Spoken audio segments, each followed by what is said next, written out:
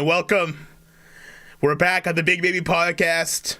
We are back. Oi, Big Baby! Oh, Big Baby! Oh, Big Baby! Oh, Big Baby! We're back at it again. I know you missed us, but we're back, baby. This is what it's all about, boys. The Big Baby Podcast here with Oi, Big Baby! Oi, Big Baby! I can't do the voice right because my throat's closing, dude, because I hugged a little kitty cat. And you had now I'm having allergic reaction. I might die on this very stream. It could happen. Whatever, dude. It happens. It sounds like looks like our audio is all set. The chat is here. We're all here ready to talk about Daiymo, the man who taught you everything about film. This man he needs no introduction, so I'll give him a brief one. Okay. Should I pull up the photo of him while we're doing this? Yeah, of course. Bring up the photo. Everyone needs to take a good look at this man, dude. I was this man's apprentice, dude. This man was my master, dude. And I studied at his feet. Being late for this stream gave me such anxiety, dude. Because this man taught me never ever to be late, dude. I was working on a commercial for this man, dude. And everyone was late, except for me. He lined us up like we were in the U.S. Marines, dude. And we were unpaid film students, dude. He lined us up. He went down the line and said, "You're fired! You're fired! You're fired! You're fired!" When he got to me, he said, "You're okay." And that's what's gotten me to become the Daiymo. You know, that's given me the confidence to rule a small kingdom in Nippon. This is the man behind the myth of Daiymo. Now, I think I accidentally put the screen up. I want a small drum roll. Can I get a small drum roll from the chat? As I reveal the name of this man and his beautiful image and his visage.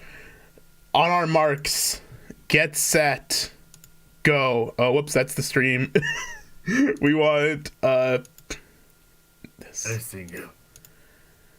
This is fucking embarrassing. There we go. 3, 2, 1, boom. There he is, ladies and gentlemen. The man himself. There he is. This man's name. So beautiful, though. This man's name. Oh, I can't believe they cut it off. This man's name. The one. The only.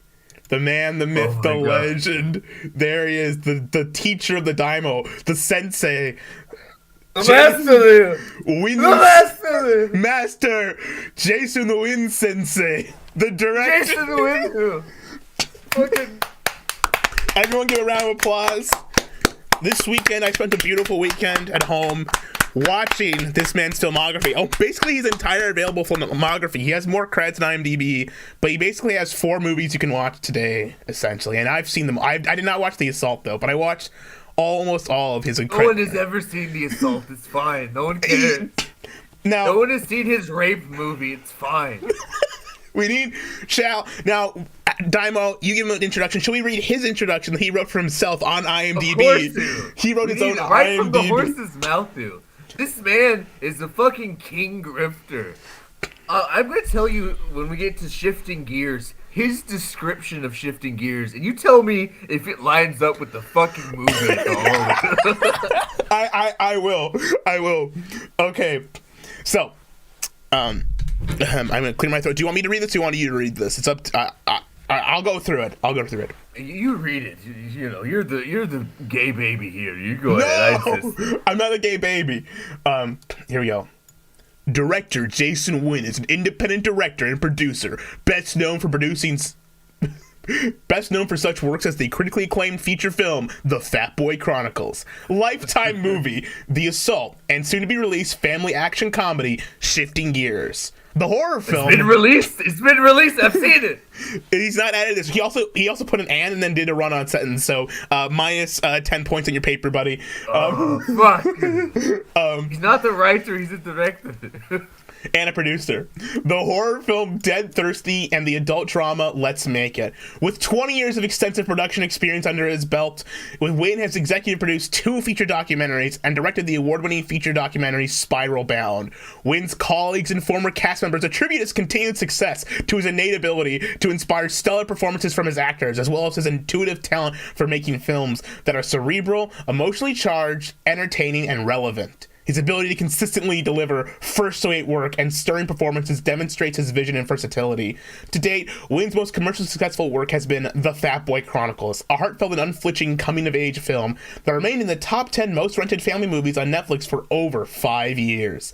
Number 1 at Redbox. Number 1 at Redbox, ladies and gentlemen, Fat Boy Chronicles. In 2014, Wynn directed the film The Assault, a bold, gritty, and all too socially relevant tale of a vulnerable young girl who is the victim of a violent sexual assault and somehow becomes a pariah in her own community.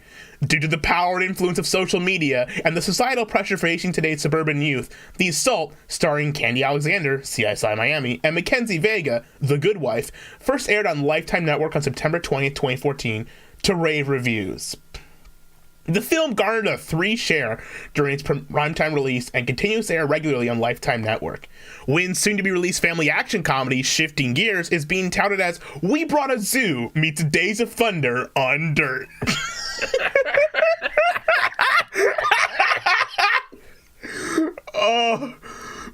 Even like if you're trying to praise your film like positively, why would you compare it to We Bought a Zoo?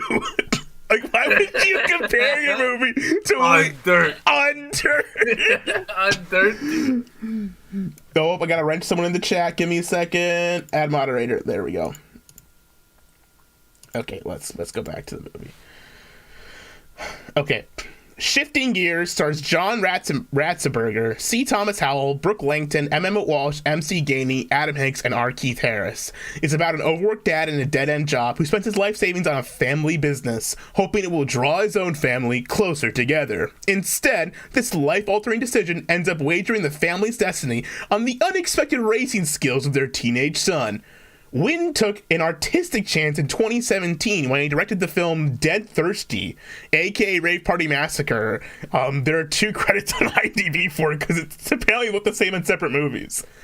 A political horror thriller set in 1992 during a hallucinogenic... Think of that, you fucking right-wing fascists, dude. It's over, We need to talk about... It's over, dude.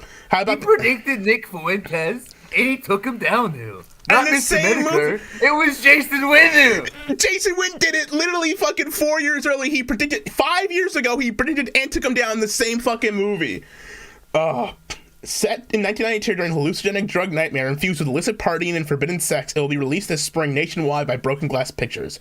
Wynn then immediately went on to direct another adult drama, Let's Make It, adapted from the award-winning stage play by Grant McGowan, which is expected to be released this summer, 2018. Which did not get released. For it. It's not out. I want to see this movie so bad. Dude. I want to see. I know the cinematographer of Ferris Bueller's Day Off worked on it. What? And What? I don't know. My thought was, oh my god, that man is alive. They got this corpse to work on it. That's great. But not only is he both alive, but working with Jason Wynn. Like, what the fuck? And they had. I remember he was talking about. It had Soviet-era lenses they were going to use on this film about 2 people that won't have sex with each other anymore. Why? It was very, very cerebral, I will say. It's cerebral, but what does the choice represent? Is it like a period piece or it's set in modern times?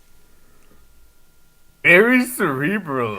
It's cerebral. He's a cerebral. It's a cerebral choice, dude. Director Jason Wynn is constantly striving to broaden and perfect his creative style. When not on set, he teaches young filmmakers at the University of North Georgia and through the Film Connection in Los Angeles, California. Doxed. IMDb mini biography by Jason Wynn. So that's what he wrote about himself. That's a mini biography. That's like a book. He wrote a fucking like essay about himself and just plopped it on there. Now, we have here the 3 movies I watched, and then there's also a 4th one, which is kind of like a short film collection. But we've seen, you have worked on at least, I saw your name in the credits of one of these movies. Credited as the Daiymo. Yeah, no, they literally put Daiymo Sensei in one of the films as a special thanks. They put Arigato Daiymo-san as a special credit right after they thanked their dog, I believe, and the one guy's dead. Dogs are thanked in the credits, yes, every individual dog.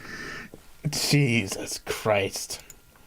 I also have I forgot to send it to you before because I'm a professional, Lou. But I have interview clips of Jason Wynn so we can hear and see the grifter at work. Yeah. You have clips?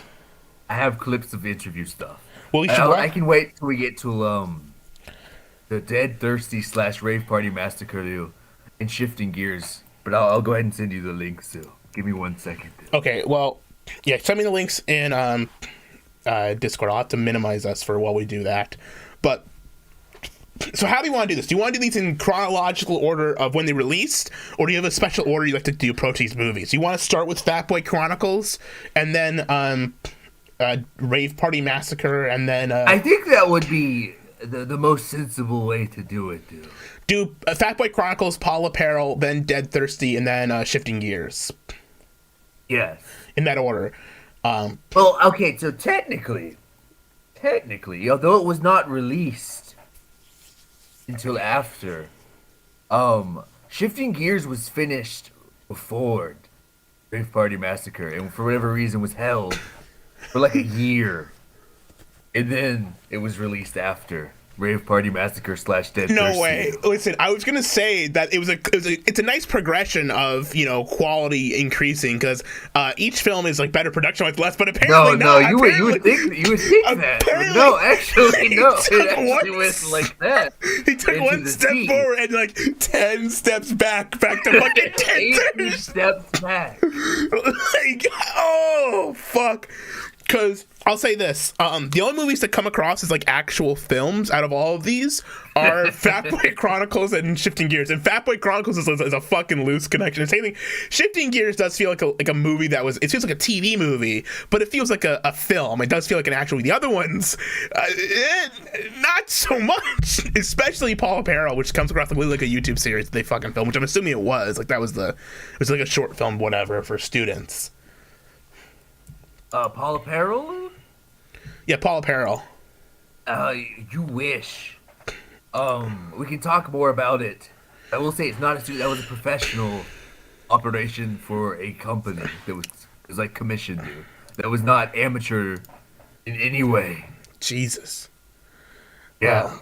Here, I'm gonna give me a second. I'm gonna put our cameras off because your camera's fucking up. Let me just do US Central. Hey, oh, you're much better now. You're way smoother, I think. So smooth, thank you. I'm gonna put these up in tabs on my There's a lot of interviews. Yeah, there's a lot. You can even hear about Let's Make It, the film that ever will be. They're all like 3-minute clips, so perfect for the stream. Mm-hmm. You there, Daiymo? You know how much we hate ourselves and the audience. We could get deeper into it, but who wants? Yeah. Oh, I'm trying to adjust our settings here. Guys, we'll be back up on screen in a second. Give me a second. I'm trying to improve Daiymo's connection quality for us, but it's not working too well. But it's okay. It's what it is. We have stilted camera. It's fine. Anyways. Also, if anyone's a Danny in the chat, don't time anyone out, please. I have given everyone wrenches because everyone should have a wrench. That's just why. Don't use your Janny powers at all, please. And thank you. Stop jetting people. Yeah, fucking stop. God, dude. God, the fuck. Okay, let's talk about Fat Boy Chronicles first. We gotta talk about this. The movie. Should we watch the trailer for Fat Boy Chronicles and just? Why not, dude? Let's watch the trailer so people can get a sense just how fat this boy is, how Chronicles he becomes. course, it's based on the book. Jimmy, it says here that you're 40. No one has read. You're 188 pounds. Yeah, it's YA novel. it feels like Diary of a Wimpy Kid, but like Great Value brand Diary of a Wimpy Kid, I guess. Big, like you? Yeah. Actually, no. If you don't lose the It weight, reminds me. you'll You ever never read stop. like those And believe Beverly me, Cleary that'll be the books, least like of your the troubles. Mouse I and the promise you that. Motorcycle? Yes. Failure So she had is like an a inevitable book part for of life. girls, right? It does Yeah. not mean And like I never that read we them, are but I heard defeated about them. forever. I've read Mouse and the Or Motorcycle give because I'm a up. Chad and I'm cool. Giving up But is easy. he Yeah. had like a Getting book for back girls up that I've heard is about. And hard. it kind of seems like that sort of genre where it's like introspective, whiny kid fiction. Written, of course, this is written by an old man who kind of looks like a U.S. senator, like a Lindsey Graham looking type. And he actually wrote the film, though. So it's not like they ruined his vision. This was, in fact, his vision. It is that bad. I would bet that the book is actually worse than the movie. Of Also, course it listen, is it not striking the resemblance of the Fat Boy Chronicles and me? This character, does he not look shockingly with the nose and everything? Is it not like shocking like these two? If you dyed your hair blonde, would this not be us right here, Daiymo? Would we not That be? is true. I am. I do have a. I'm trying to remember, dude. Because that's not one I rewatched. Because it's fucking boring, you. It's boring. It's fucking slow. This man got divorced over this film, dude. What? The guy who wrote the movie? No, Jason Windu got divorced. He ruined his life. Like he used to like have a house and like a wife and a nice thing. And when I knew him, he was living in like this shitty little house too. Like he was having financial troubles too. I hope he's remarried. I hope everything's going well for him now. But like I had classmates that tell me they came because we all met at his house too. To do all this stuff, be unpaid interns essentially. The pay to be unpaid interns, and we came to his house too, and my friend told me that he came in one time and there were men in his house too. They were picking up furniture and just taking it out. And so he asked like, "Hey Jason, what's going on?" And Jason said that the men are taking all the furniture. And he likes music, the guitars and the drums out of his house because he just can't afford it. Like, it was rent-a-center stuff, and they were just taking it all out of his house. Holy shit! Wow. So, like, the Fat Boy Chronicles was a decisive turning point for Jason Wynn. It ruined his life, though. This is a movie. It also gave him critical acclaim, though. It's a double-edged sword, dude. Critical acclaim, life ruination. It's just like me. It's just like me. It's just like me and the conspiracy theory. 2, the Fat Boy Chronicles 2, life ruination. This is life ruination. Now, okay. Before we go on, I have a couple of comments to make about the actors and everything. First of all of the actors, despite being supposed to be high school students, they all look like they're 30. However, most of them are actually not that old. Shockingly, like this girl, who I thought was like 30 because she looks very old, mostly because of her glasses. She's like 16 in this movie. This is a 16-year-old girl here. I thought she was way. She looks like she's fucking. I thought she was like 11. I thought it was like the opposite way, where I thought they got like 8-year-olds to play high school students. Yeah, the thing is that some of the actors are so obscure I can't find their birthdays online because they don't even have that information, which is pretty fucking funny for people who've been like in a released film. Like mostly like people even find the birthday of the actors. But this girl is like fucking just a little bit older than me, so she was 16 in this movie. I think the fat kid must have been like in his whatever. There's a blonde girl who's in her 20s who gets her top off in the movie, which of course, you gotta get your top off in the You're coming of age. You're coming of age. I can't ejaculate. Anyway, Anyways, so we have here the Fat Boy Chronicles, which is I watched this one first because I figured this thing's like the funniest, like the funny title. Don't fucking ask me to rate the Fat Boy Chronicles IMDb. But This film is very serious. It was like a drama. it is drama. I mean, there's light comedy, but I would consider it more of a drama. Like, it even is labeled as just drama, because I don't even call Can this you like... describe the plot of the Fat Boy Chronicles? The plot of Fat Boy Chronicles is that there is a man, there's a boy, a Mexican boy who was born to two Jewish parents somehow, whose sister is even more Mexican than he is. And listen, anti-Semitism aside, the race of everyone in that family is totally different. So it doesn't make any sense how this boy came out of these two people. It doesn't make fucking sense. I think it's a sanctuary city. I think that's how it works. Oh, they adopted, of course. Or maybe the mom slept around. But so the plot of Fat They Boy pay the Chronicles. gardener really well. No, they don't. And they pay him in other ways. Oh, hey, it's SMG in the chat. SMG, look, it's your brother.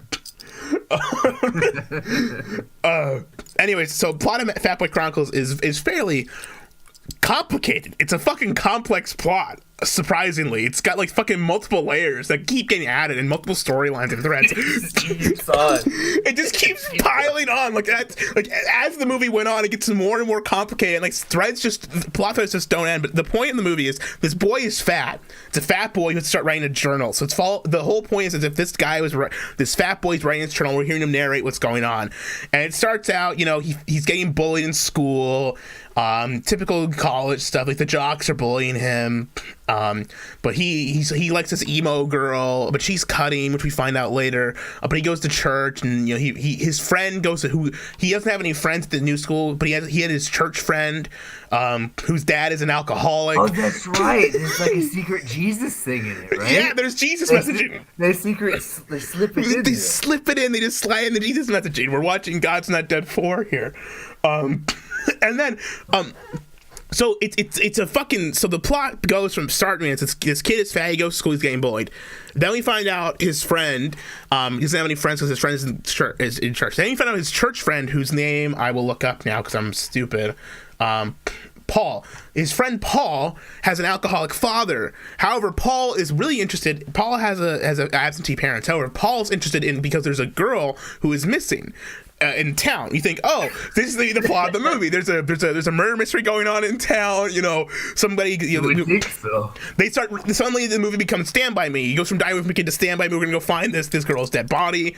Then Paul, then this kids at school start bullying him, and they start reading Lord of the Flies in school, and then he starts getting called Piggy by the people in school, which goes nowhere. The book that just like happens to call him Piggy, and then that's the end of that plot thread. And then he has to start. Like the writer remembered that Lord of the Flies was a thing, and then he's like, "Oh, I gotta put that in there." I'm gonna write in.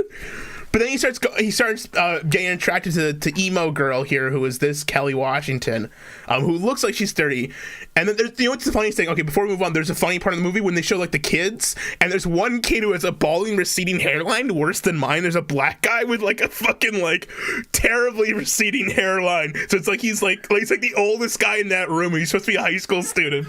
But so then there's a murder mystery plot, and then the alcoholic father of Tom, or maybe it's Paul, kills himself, and then Paul runs away to Colorado, and then he loses his leg. This happens in the last 20 minutes of the movie, that this plot thread starts and closes. And then Fat Boy is also being the tutor for the jock, and the jock starts to stick up for him. However, he has relationship trouble with with emo girl because she wants to be Julia, and he won't be Romeo because he doesn't want to get up in front of class because he has stage fright. So then she's mad at him because he won't be the Romeo to her Juliet, even though they clearly like each other. But then at the end they make up, and then they kiss, and they're all happy. And then Paul comes back. He's in the hospital. He's just lost a leg. They don't show that he's just got like half a leg like under the blanket. He just lost his leg. That's just what happens to the guy. And then at the very end of the movie, they tell someone that the killer of the girl in town has been found, but they don't show who it is or explain who it was in the context of the plot. It's just the killer was found. Hooray! And the characters did nothing to help resolve that. Oh, and then also there's a MySpace plot because the kids try to find out who the killer in town is by making his sister on a MySpace page, giving her big boobs and pretending, and then that photo gets put up all over town, the school.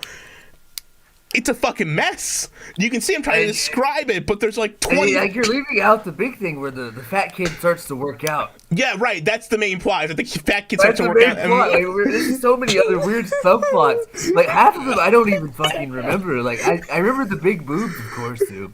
I remember my favorite scene in the film. And I think I sent you a clip where he talks about in the interview, and it has like a behind the scenes of where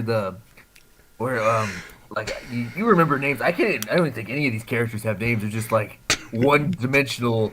Well, I'm reading the IMDb list to get the characters' names.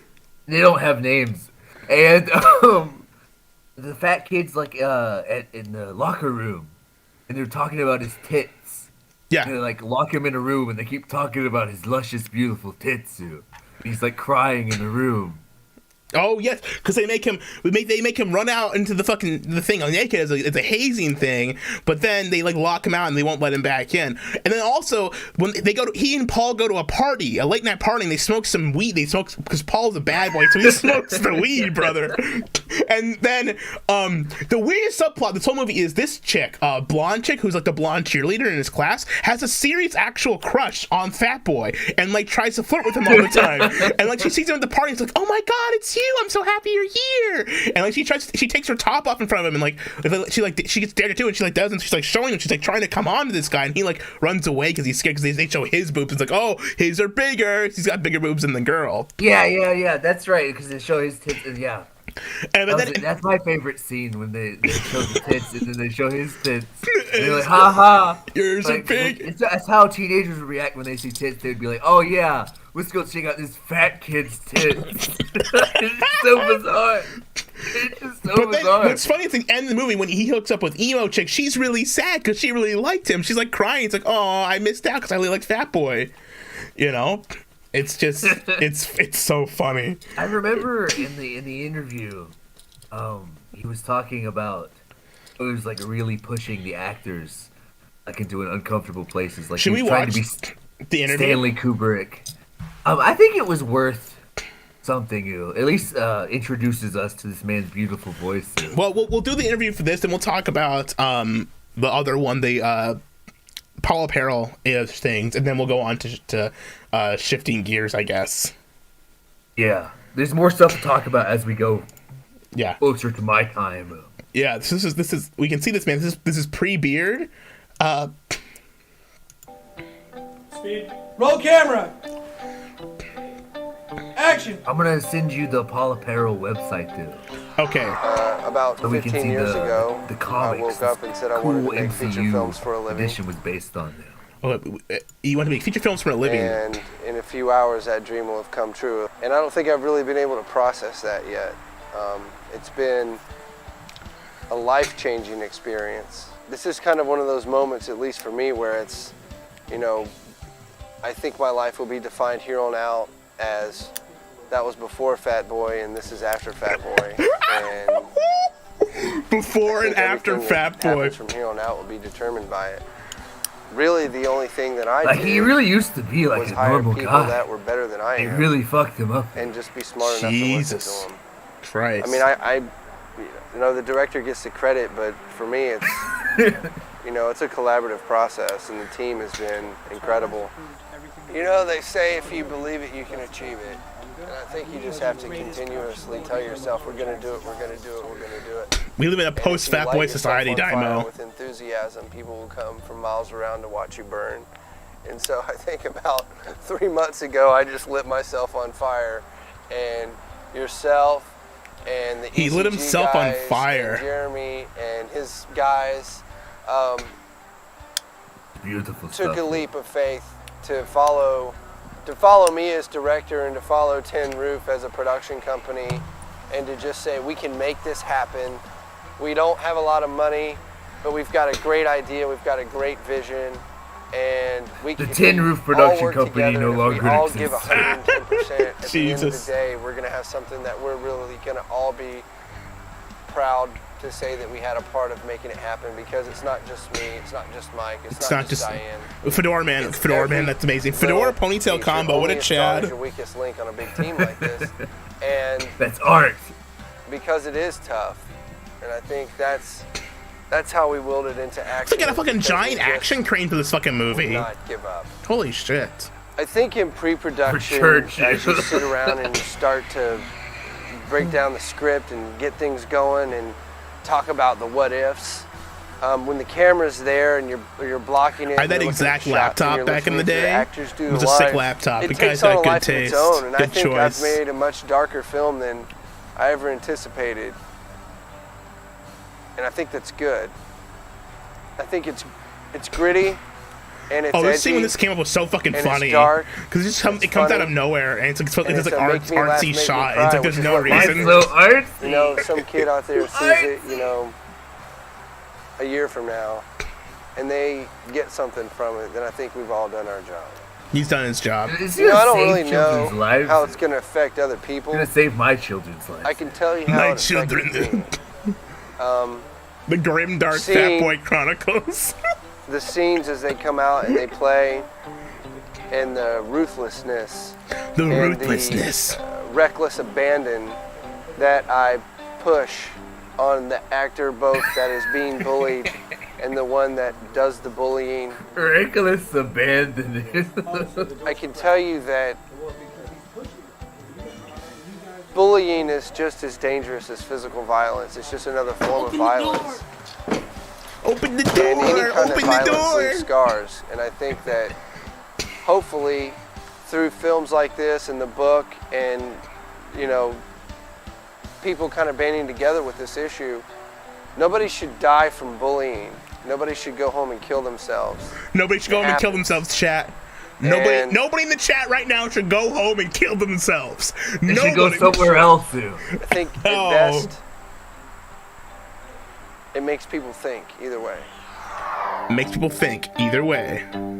I love the crane for the church. Like, this is a bizarre place to use a crane. Well, they used the crane outside. There's all why the I guess they had the cranes. They fucking Jesus.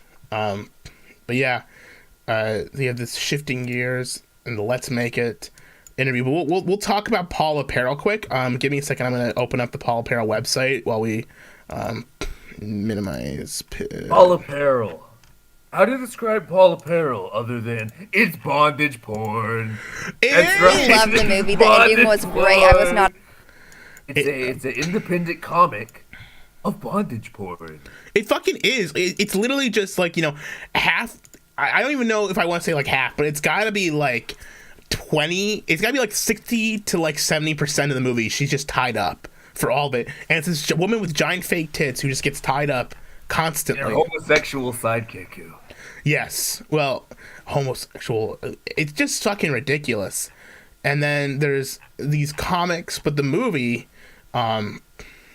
so the movie I watch is on Amazon for free. You can watch it like IMDb TV for free. So if you want to watch a Jason Wynn film, you don't want to torrent or anything, you can watch this movie right now for free there. You cannot. I'll say explicit. Do not torrent his film. Give the man your money. This man needs your money. You. They took all the furniture from his house. Like, why would you do this? This man, you. I will say that some of his DVDs have commentaries, and they're fucking. They're beautiful, dude, to listen to. Anyway. Do you have a collection of his DVDs, Daiymo? I have one of his documentaries that he loaned me to watch, and I just never gave it back. So I guess I've stolen one. I gave one of my friends Rave Party Massacre the DVD. We listened to the commentary, and I'll talk more about that when we get to there. But it was fucking a mythical experience. It was out of body. It was beautiful, though. Yeah. Okay, so the one I think the ones in the Adventures of Paul Apparel are Midnight Whistle, Invisible Evil, Mystery of the Crystal Falcon, and maybe Trapped in the Flames. Maybe that's in there too. Yeah, that's definitely also in there. Yeah.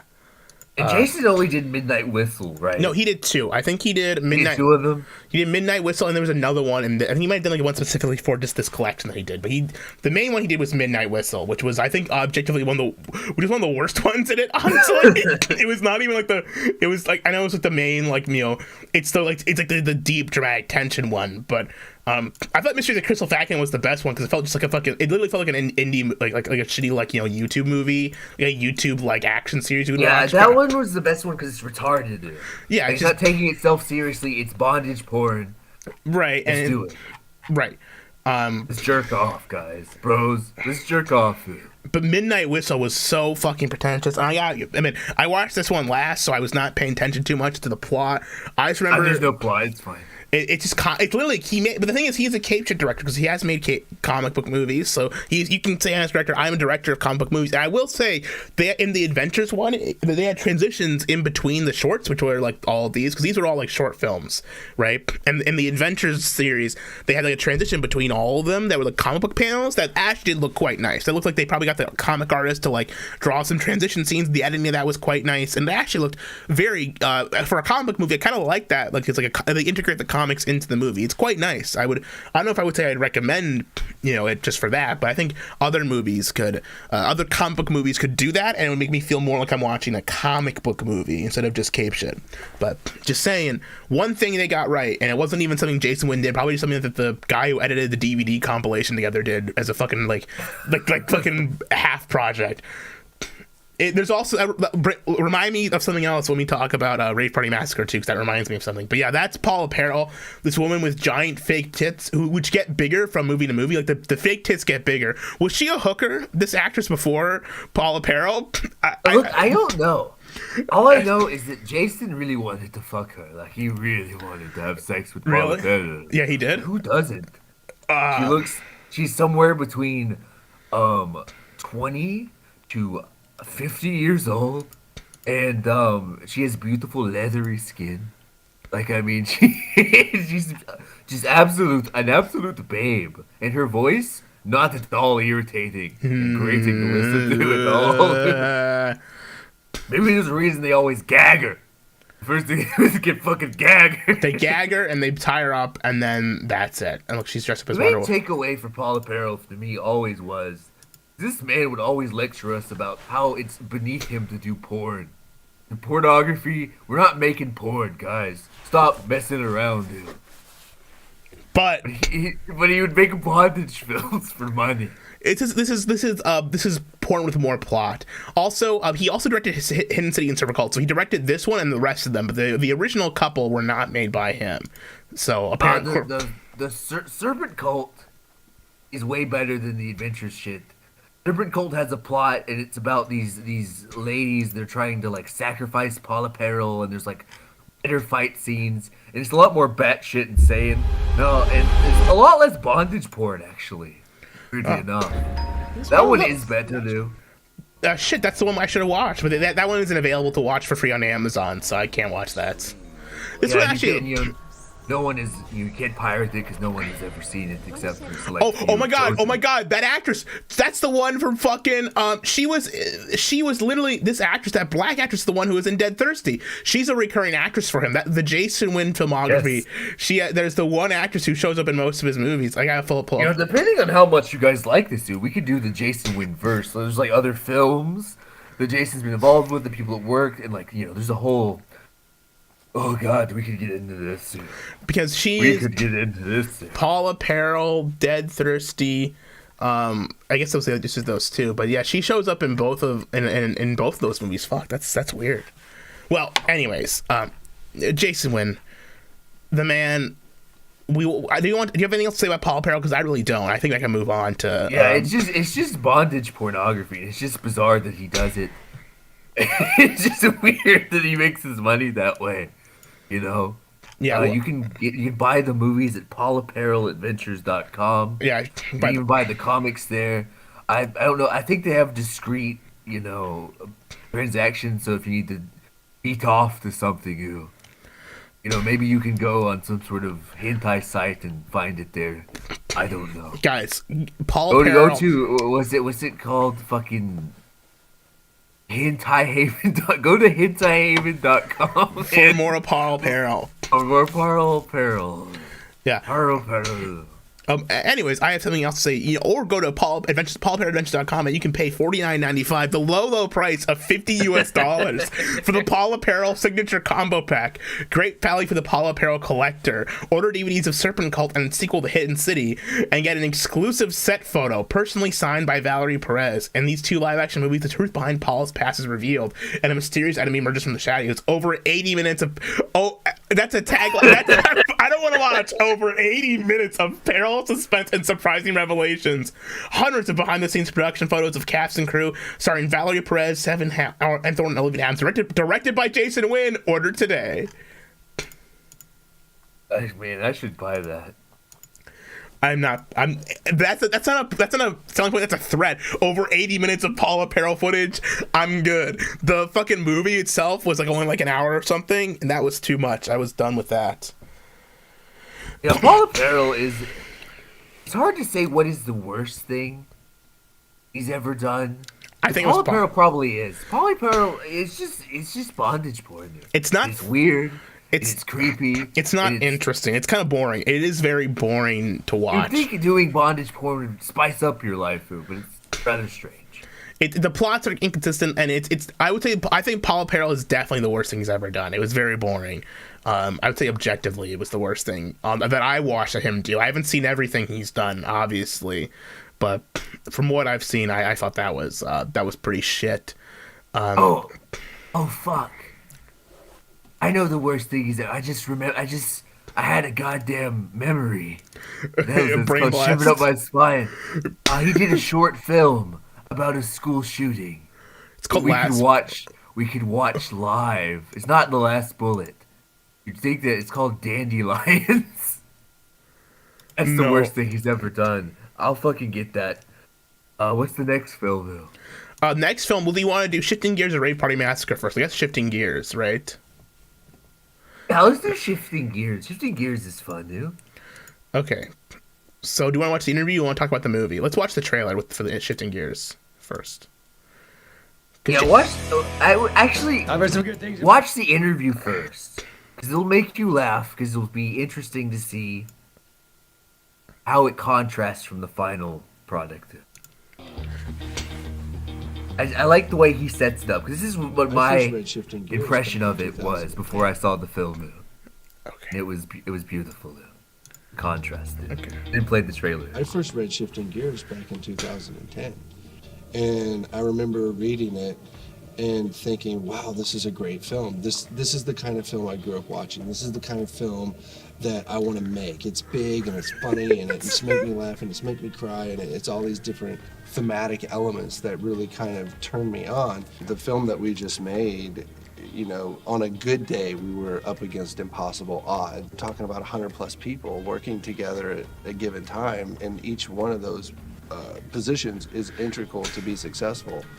And as a director, it's my job to make sure all that's working properly in order to get what I need on film and to tell the story we set out to tell.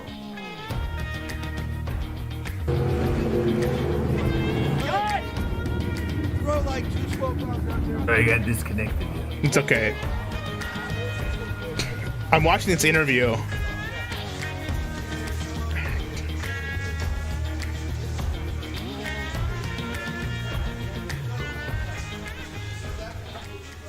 You know, 20 years from now, we'll look back and say, wow, what a ride. That was crazy. And look what we made. And I think that the film that we made is timeless. It's timeless. It's timeless, Daiymo. There's not a lot of things that date the movie. You talk about the sins of the father yet? No, the sins of the sins of the father. Oh, just you fucking wait. What? No, Dad, come on, let me have it. Let me have it, please. Let him have it. Let him have it. Please. Okay. All right. If you can get that running, Well, I'll get it running. That's no problem. it's yours. What? Yes! Yeah! You know, it's that coming of age story. It's that the sins of the father fall onto the Sins son, of the and father. trying to figure that out in families and in the relationships. Ooh, and I also just found this out kind he of didn't bigness like to the private comedy anything on also his within Vimeo, this so like all of it's there. fantastical world No of way! church that takes No in, way! North Carolina, which has its All of own it. character and its own textures, and we wanted to be true to that. Textures. I can show you every retarded thing I had to see. Yeah, let's do it. I want you to work on I'm just gonna start linking it. okay? It's gonna be fucking great, dude.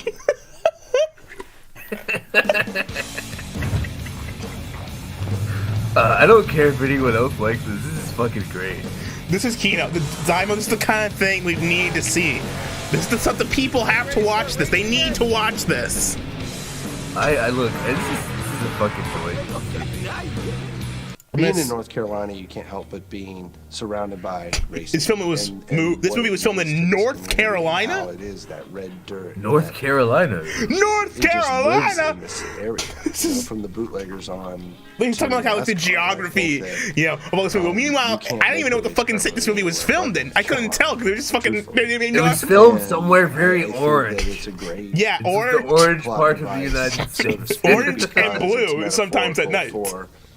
Working hard to keep something together, to keep fighting another day, and I think that's what these guys do every weekend. The color grading on this interview is better than the movie itself. All during the week. No, the movie was like for one more shot. Beautifully. And I think it's a great metaphor for life because I think how could you say that? Beautifully dipped in Vaseline and orange paint. Life in general is constantly throwing you curveballs, and I think that good stories have messages, and the messages are, one, take time to reflect, and so in shifting gears. Tom needed to stop and smell the roses for a minute and see his family for what they were and not what he thought they were. And I think, the metaphor of the race car. We put them back together. The race cars are a metaphor. It's metaphorical. You just get it working. It just works.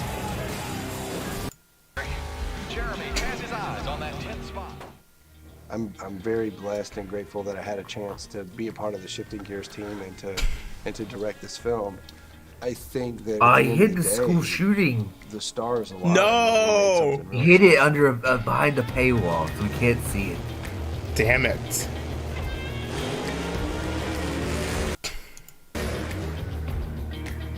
Pretty cringe stuff. Okay, so now you've seen that trailer. Let's watch that. Now you've seen it's like the monomyth, the sins of the father. The sins of the father come down on the son. The race car represents change. It also represents the family because you can fix the race car. Here's what the movie's actually about. Here's what the movie actually is. He would talk about every movie like that. We'd all be like, "Wow, can't wait to see it." And then we'd see it. And be like, oh my god! Oh my god! I've heard some good things about you, Trent. Tom, did you know you have to have a 4-year degree before you can manage? And you don't have one. You don't have one. Start life on the best possible footing. I want to go to community college and take the mechanics program. My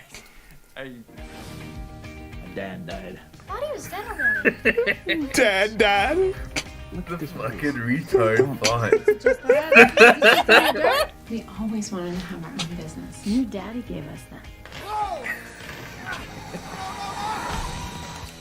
This is a primary site for a brand. They get the guy who did the pig in Toy Story for this movie.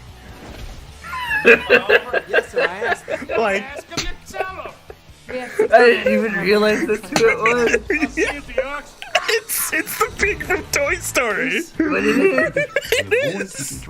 I don't know how they made this movie so ugly. Car's not a problem. I think it's worth a And shot. it's like fucking shocking. It's just like the color grading. The shots aren't bad, but it's just something about it just looks wrong. It's repugnant. Big dogs this race. The big dogs. It's kind of grit in its teeth. All it takes to get ahead Some out loud. You kind of are. is a little hard. Drive with this. Drive with this. The pig from Toy Story. A lot of love. You're doing great, son. You're doing great. Keep it up. They're neck and neck. What a great move.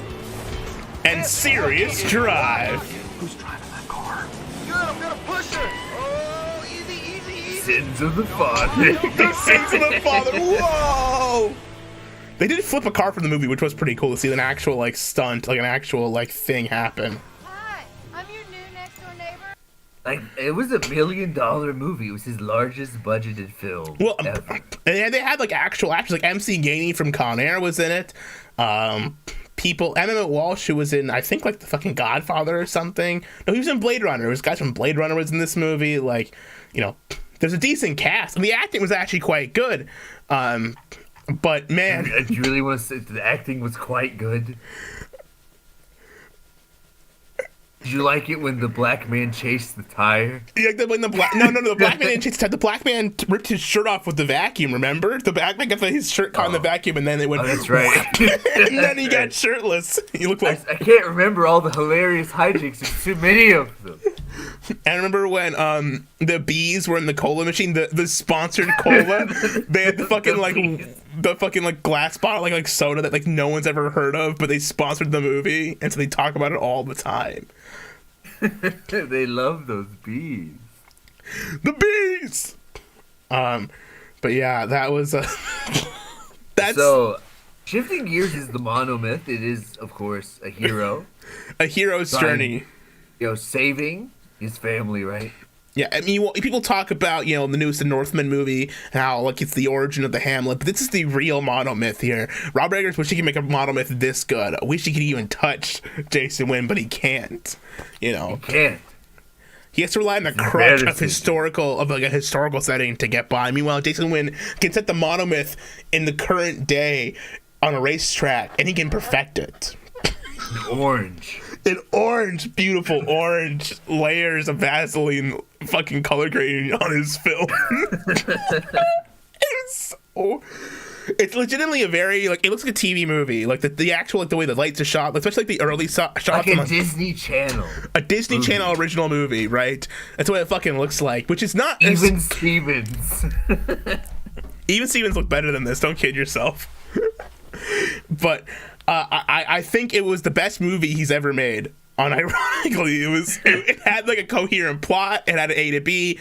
The actors there was some funny, like the big villain guy was at least somewhat entertaining. It had a coherent story. It was a finished film. It felt like a full film. Whereas Fat Boy Chronicles just gets too lost in the plot. It's fucking insane with all those plot threads it has going. This is coherent. It's impossible to fucking follow what's going on. Sometimes this is a simple A to B. It's simple. It's basic. No one can screw this up.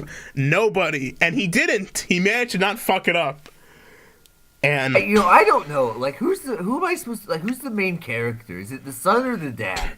It's both of them. It's the family. The character is the family. Except for the little girl. The little girl is useless and does nothing.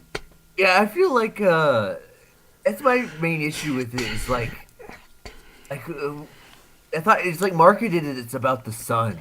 Yeah. And then you watch it, and then it's like about the dad also. It's mostly about the dad, and like the dad. It's mostly about the dad because he's the bigger named actor. Yeah, I think the dad's the main character, although the son's like the main person who drives the plot forward, but it's about him and his relationship with his son. There's stuff to say about it's the movie that I talked over the least during its run, and I shat on the least during its run because I was shitting on and talking because I was watching this with some friends. We were shitting on the other ones, right? This one we at some point we did just sit back and watch the movie, which is a good sign that the movie's actually working, Paul Apparel was on my fucking phone though the whole time. I did not fucking pay attention to Paul Apparel because fuck Paul Apparel. Not literally. You're supposed to be masturbating during it. Like, if you're either should be like asleep or you're gesturing. Your roommate was masturbating to it. No, none of us were jacking off to watching Paul Apparel. I watched Paul Apparel basically by myself. No one else did. Was here with me. So. Okay, you were masturbating to Paul Apparel. Anyway. No. Dirty dog. Okay. But anyway, shifting gears, I thought it was a competent movie. It felt like a real movie, but it was still not great. It was just okay. I consider it an okay film, but the way he talks about it is so funny. It's the monomyth. It's hilarious. It's hilarious. It's the monomyth. It's the whole of the human experience, the sins of the father transferred to the son, and the race cards are symbolism for our life because it can break down, but you can repair it. You can bring it back together, like our relationships with our family. It's like it's like a fucking Disney film. Yeah, like a Disney Channel movie. You don't want to lose the orphanage. Basically, you don't want to lose the and also what's the business like? How do they get the business? They have a garage, but the dad doesn't like. How do you get the garage? He has another job. Oh, how do they have the garage? Oh, the garage because the dad owned the garage. It's correct. The dead dad dies and gives the son the deeds to the garage, right? And so he gets the garage for free, and then he sells his house and he gets his dad's house too. So he gets the money to start up the garage and get it all fixed up and ready to go because he's gonna run garage now. That's gonna be his job. But he doesn't want to. But he does anyways. Because He's like, I want to just continue to be able to eat, do my white collar job. And the son's like, no, Dad, I want to race as a chicken man. And he does. Well, the funniest thing is, the guy's like, here, we go to any college you want. And the son's like, I want to go be a mechanic. And like, that's a fucking normal job. Like, why is like he getting mad that his son wants to be a mechanic and go to school to be a mechanic? Like, that's a trade job like that. It's a fairly nice step forward. It's like a nice life he'll make for himself and his family, right? Mechanics make a lot of money. Why is he mad at him for that? Like, who gives? Why is he upset? His son still wants to go to college. Like, why? That whole setup for the conflict initially is like, why the dad was mad. Like, I thought that was a very smart choice that kid was making, actually. Saves his dad some money and lets him do what he wants. It's like, that kid's being responsible. Why is he mad? Why does he need him to go to a fucking university? He's not going to make more money coming out of a university than he would being a fucking mechanic. And the dad probably knows that. The dad, like, works in a white collar. He wants him to be an architect or some sort of Tom Cruise job. Yeah. But like, he's eternal boomer. But it's not like the kid's going like, oh, I want to be a race car driver, Dad. I really want to be a race car driver. No, he's making a sensible thing. It's like, I want to be a mechanic. Like, that's a normal fucking career path to choose. Why is he upset? Like, what is the tension doesn't make sense to me. It doesn't make a lot of sense. Well, and of course, we know an actor in real life who, after this film, immediately got caught in possession of a bunch of drugs and went to rehab. Oh, really? Yes, so he wasn't the responsible one. That's why his character wasn't convincing. That's why the tension wasn't real. Because that child was really doing heroin on set. Who, R. Keith Harris? Or the kid? Adam Hicks or R. Keith Harris? Adam Hicks, too. Oh, jeez. Wow. He's an got American... caught with something. I don't remember what it was. He's an American actor, rapper, singer, and songwriter. He was a rapist. He's a rapist. He's also in The Boy Next Door and How to Eat Fried Worms. Jesus. He was in How to Eat Fried Worms? I love that movie. That's a fucking... I remember that book more than the movie. It's a classic book. I can't read. Only one eye. I can read. Oh, that's right. You don't have depth perception. We'll have to get you the one-eyed books of... They're just completely flat. Yeah. These are called a Kindle, stupid. I have a Kindle. Anyways, let's move on. We've talked about. I don't think else to say about shifting gears because I want to get to the main course, the one that you were directly involved in, the real primo epic. The one you have to buy, everyone. Yeah, everyone's got to buy. To get this #1 on Amazon. Get this #1 on Amazon rentals. Everyone needs 5-star reviews. You need to take the gun out of his mouth, too. We're gonna save him. This is not a bully stream. This is a saving a life stream. We're talking about now Dead Thirsty. Should we watch the Dead Thirsty interview before we watch the trailer? Should we watch the trailer first? Oh, either way. I mean, who's gonna make heads or tails of this film? Let's watch the trailer. Oh, I have to fucking put my birthday in. God damn it. First of all, I gotta say, this movie was fucking awful. No. But I loved it. It sort of transcends it, 911. You call with the emergency. Like, it's so bad that it becomes fucking legendary. You're gonna love it. I've seen this movie like 19 times. Don't go in there alone. I wouldn't blame you. One question I got asked, what was the motivation behind the grinding on the metal bra? Whose idea was that to do the grinding scene on the metal bra, like the metal grinder, like the sander? Whose thought was that? They knew someone that could do that. And so they put it in the movie. They put it on I was involved at every stage of this film, though. And I just want everyone to know that I really did my best, too. And you know what? I'm fucking unhinged enough that I might... You know what? I'm gonna see if I can find it. I'm gonna send you, the original draft. I never signed an NDA, but the original draft of this script is fucking a novel. It's so bad. It's so incoherent. And the script that we got for the original film was so bad, and I fucking looked this man in his fucking newspaper cap looking ass And I told him so. I'm like, this isn't gonna work on screen. This is gonna look bad. And I'm like fucking 17 at the time. I'm like nobody. You're like, this will not work. And you were right. Like I'm a fucking fat ass 17-year-old.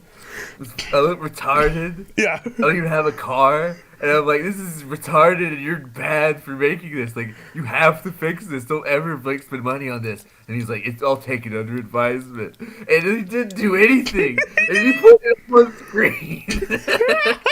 Wait, Jason Wynn wrote this one? He did not. It was written by these two people.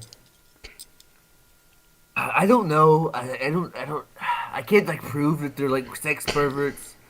It was a British woman with huge tits, and her husband that seemed like a cuck. Like they're into weird shit.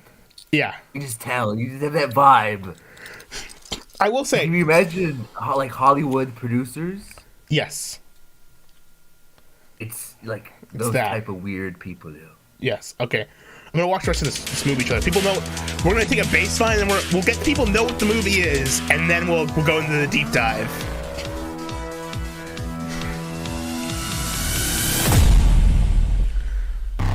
When the beats stop, the horror begins.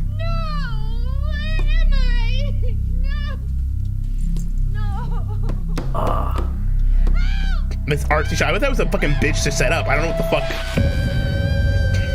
I don't know. Were you? It's okay. All right. We need to get lawyers in the chat. The email in 2016 says it's confidential communication.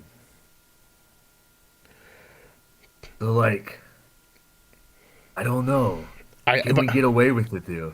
Can we do it? Okay. So who's saying it's confidential? Like the email company or? Jason, it says confidential. It's a violation of law to share this. Really? What law? It does. Yeah, exactly. What law? Like you sent him this? Like, I don't know. Like, can you think we can do it, chat? Well, we're gonna find out. If you're gonna violate any potential career future you have with Mr. Jason Wynn, but I'm assuming that's already been cut off. That's why we're doing this stream. You know? Gonna see the podcast. Is he gonna watch the podcast? Just make sure it's the right one. Oh my god.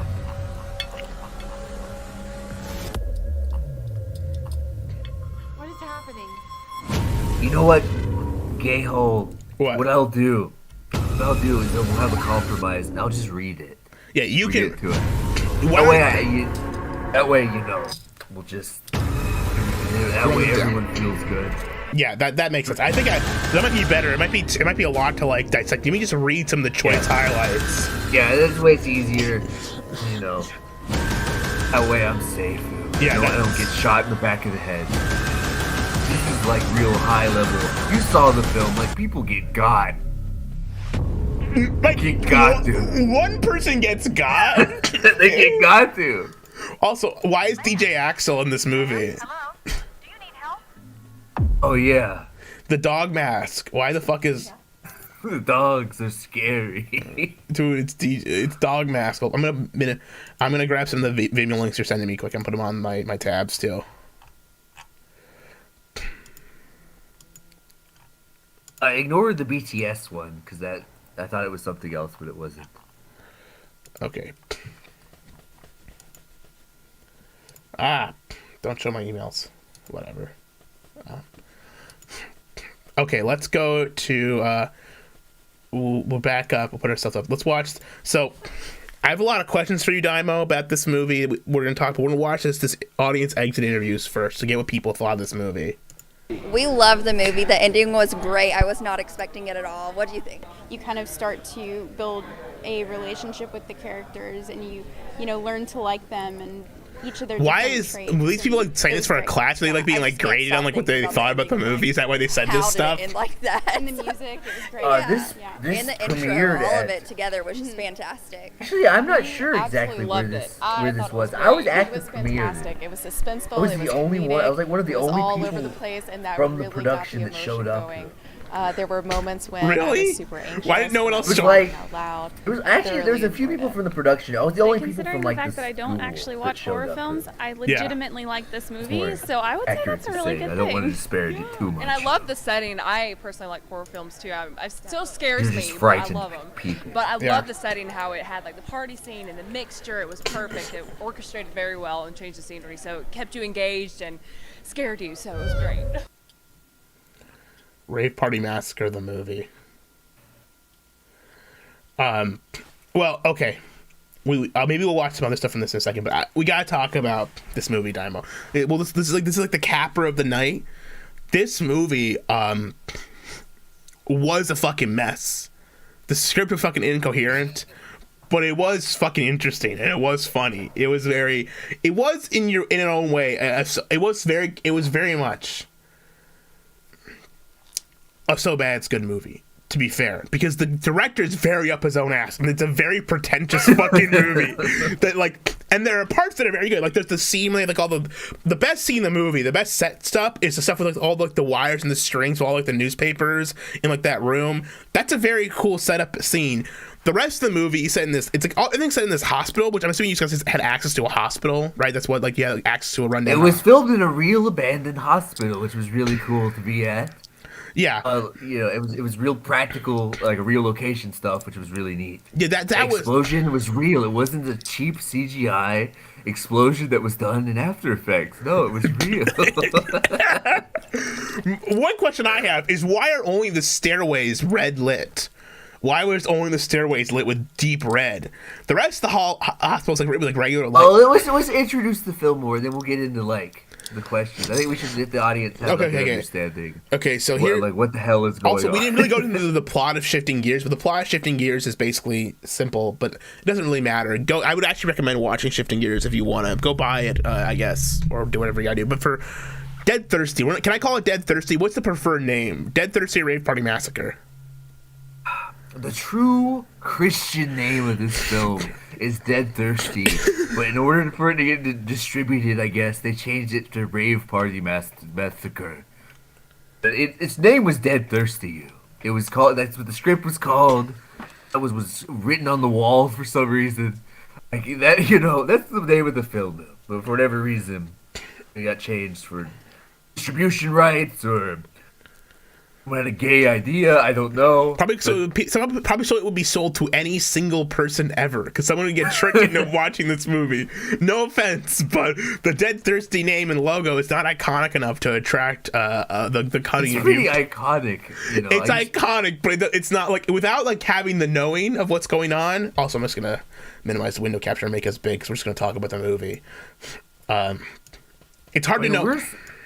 People that there are like YouTube channels that have reviewed this film, which are pretty funny. It's like a man in a wheelchair in front of a green screen, be like, "This movie sucks ass."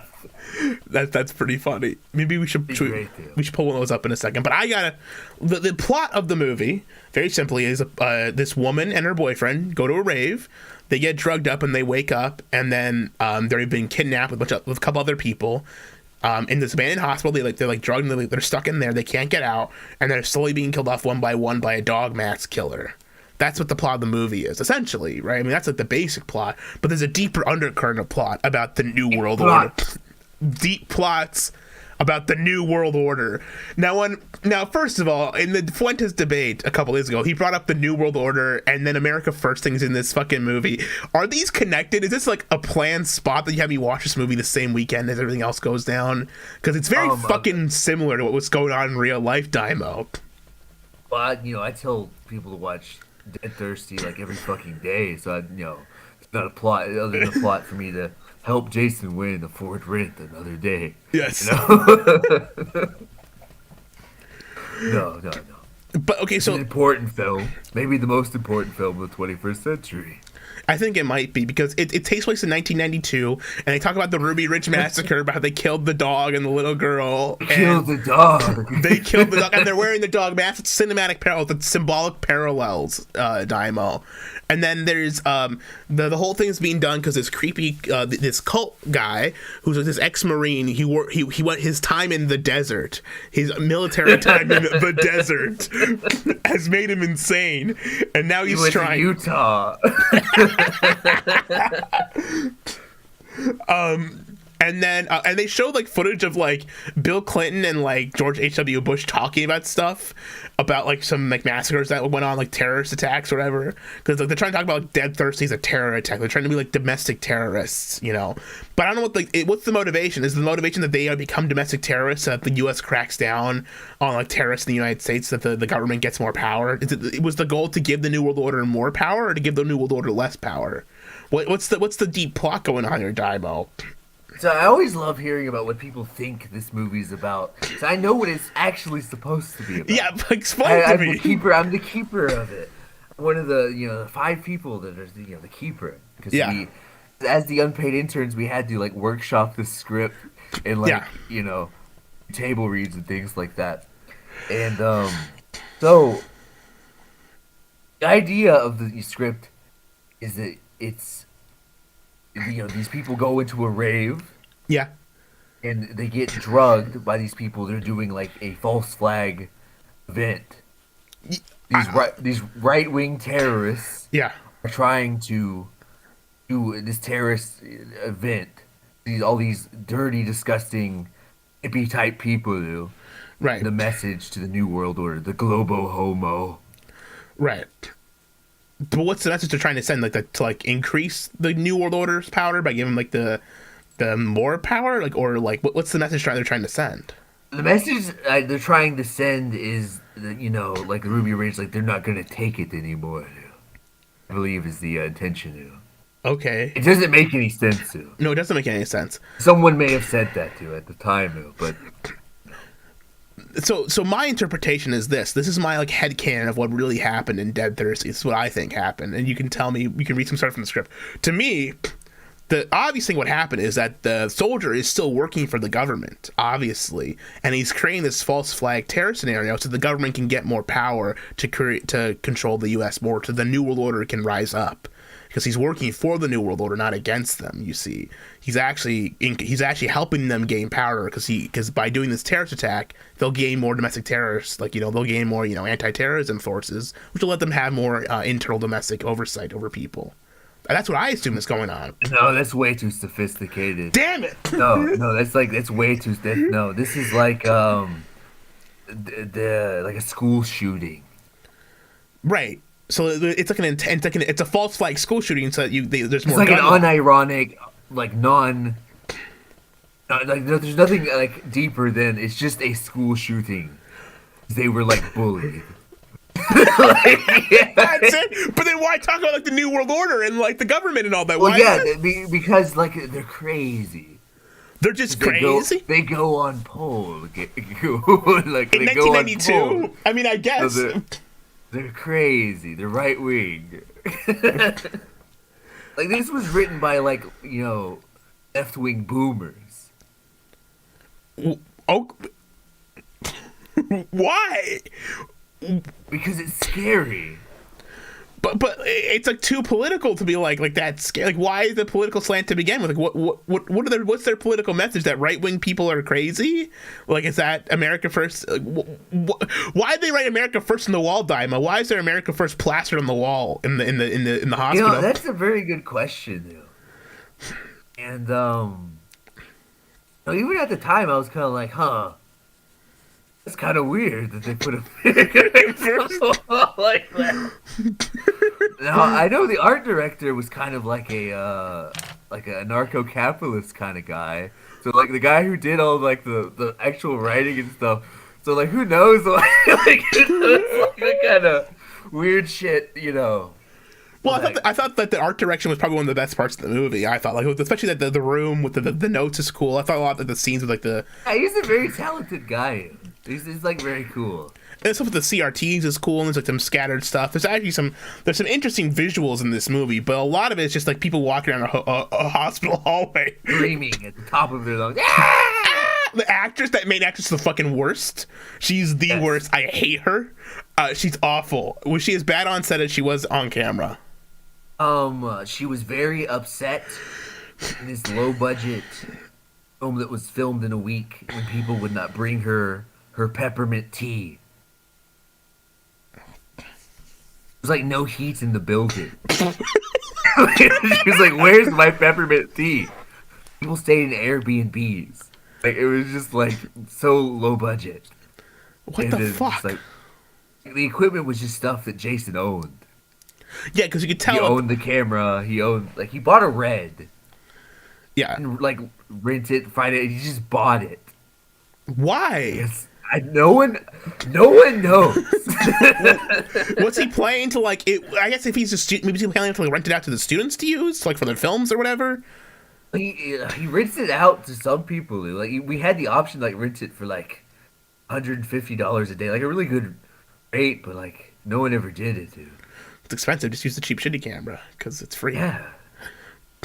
I mean, I get like if his plan was like to rent it out as a business thing, but like just to have, like, why? Like, you can rent stuff. That's what filmmakers do. Is you rent equipment. That's what the fucking whole. That's how you get by. Like, even I know that. I mean, yeah. Why would you? If you're gonna buy a camera, I mean, Reds aren't even that good, if we're being honest. You know. I mean, they're 4K. I mean, sometimes. I mean, they're more like a people. It's what he looked at. It's what Lions Tech Tips use. He probably saw, Lions Tech Tips. He uses the red camera. I mean, if I was gonna buy like that much money, I'd rather buy like an Airy something. Right, know? Something fucking, or like even like if you're spending that much money, you could probably get like an old film camera and at least have a cool look. Like you could fucking maybe more work, but it's like. I don't know. Yeah. The quality leap between a Red and like a decent, like a regular old DSLR, like a fucking phone camera, is not that high. Like, yeah.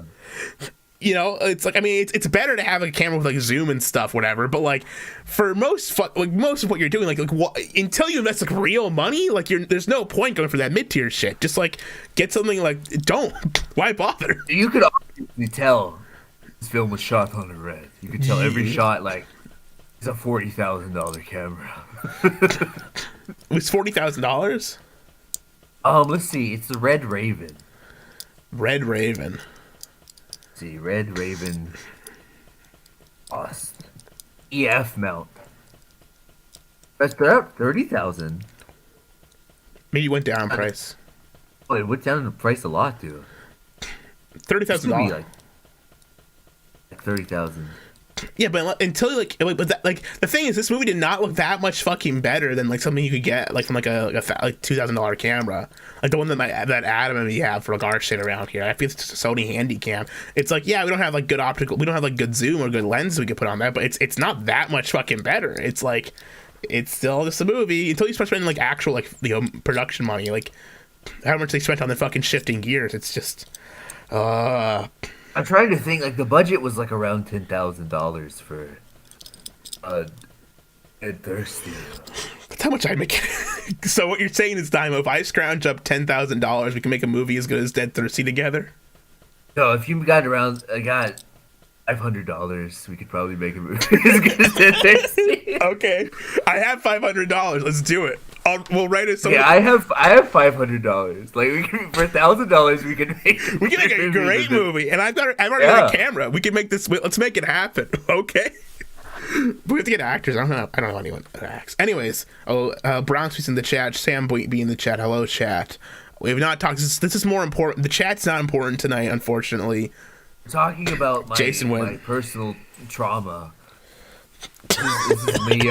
This is me like confessing to the internet about. This is change the channel for the Daiymo. So you went to this movie. So this is the movie you were most involved with. Is the movie because clearly you got a production assistant credit on it. I saw your name in the credits. It's like, damn, there it is. It's real. Because I wasn't sure because your name's not in the credits of anything else. I'm assuming you didn't work on any of the other movies at all. I mean, maybe you did some intern work. I haven't worked on the other films. I worked on commercials and stuff with him. Yeah. I worked on some other stuff with his friends and stuff. I was horrid out. Yeah, right. As you are in the film industry. Were you in the backseat of a trunk like Matt Jarbo, doing the audio? No, I was never in a backseat. That never happened in there. In the great state of Georgia. But Dead Thirsty. Other things I gotta ask. So the black chick in this, there's some nudity in this. Was that your first encounter with nudity? Because I was appalled when I saw there was like naked tits on my screen. I was shocked. I had to cover my eyes. He made everyone leave the room during the naked tits scene. Yes. Well, that's respectful, I guess. Yeah. Yeah, that's reasonable. Yeah. Also, if he's There's not a lot of weird shit, and I'm trying to. It's hard, Yeah. Because I'm trying to order my little brain. I remember a lot of the special effects people weren't. As you can tell, with the stab, big special effects scene when they stabbed the trash bag behind a T-shirt. Yeah, I can tell. Blood. I could fucking tell. Well, the special effects people were very unreliable. Jason got very mad. He gathered a bunch of people together, and there was a room with a table, and he put his hands on the table, and he was like, "This is unacceptable. I'm paying these people how many fucking $1,000, whatever." And then he tries to flip the table, but because this is an abandoned hospital, the table is bolted down, and so he struggles to flip it, and he just gets angry and he leaves. There were lots of problems like that. He just had a lot of unreliable people. Like the rave scene.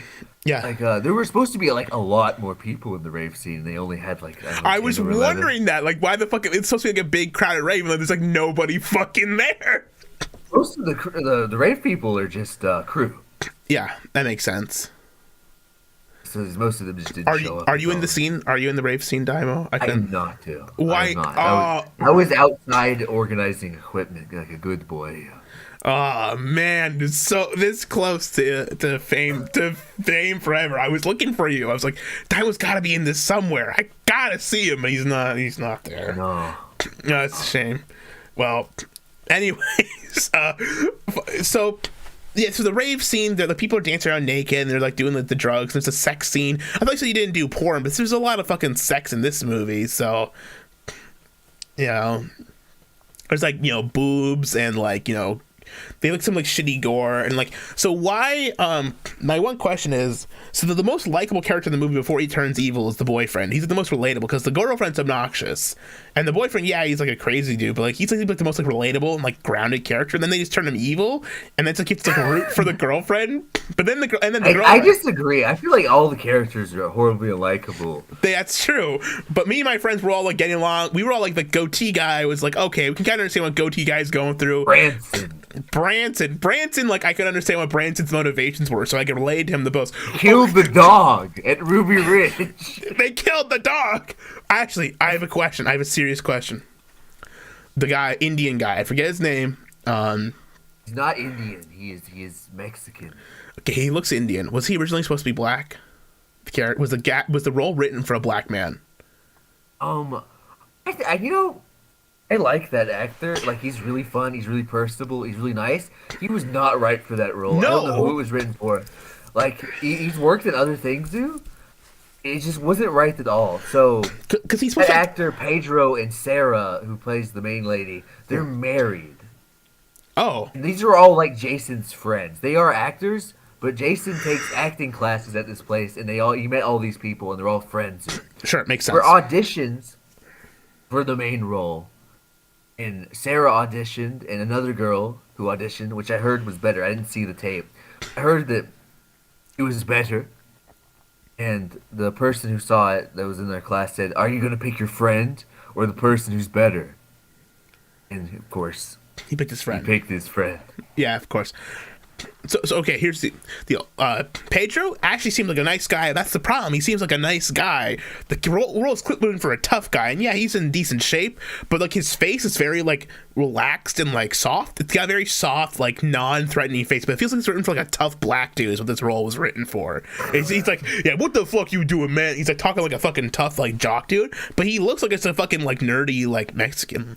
I thought he was an Indian. I thought he was a tech support Indian guy, basically Mexican, right? But he doesn't come off as tough at all. So it did feel weird. No. it did feel weird. So I'm glad that I'm not alone on that. But he was the only one who had auditioned for him. I'm guessing because he was a friend. Like he was like. So the only actor who's cast properly, in my opinion, is the creepy guy, Philip. Would you say? Philip. Yes, Philip. Yeah. And the construction worker. The construction worker was cast perfectly too. The guy. The construction worker's good, and those are the two actors that are not Jason's friends. Oh, that makes sense. That makes a lot of sense. I thought they were really good, and they, of course, his friends do. There's a direct correlation. That's between acting quality and Jason's friends do. But Melissa Kunap, whoever she was awful. I did not like Black Chick. She was fucking weird. She also looks very old to be like in a rave. Like also all the ravers look way too old to be raving. Like that's like something like 20 something. I'm not sure how old they were. But they all like really wrinkled and like haggard. It's like why are like these? If I showed up to a rave and those people were there, I thought they were fucking like undercover cops or like something. Like they just look off. There's another thing. Black and white scenes. Yes. Not in the script. That was added on in editing. No one gets raped to Birth of a Nation in the script. Although that addition, in my opinion, is very Kino. I 100%. Those were some of the best. Birth of a Nation. Yeah, those were some Kino shots. I can't lie. Those are some of the best parts of the movie because they're like the most bizarre.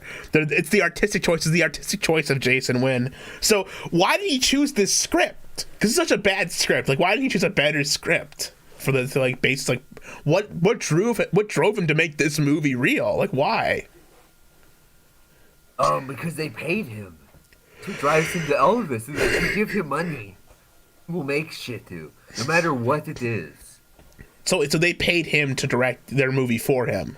They wanted him to make it too.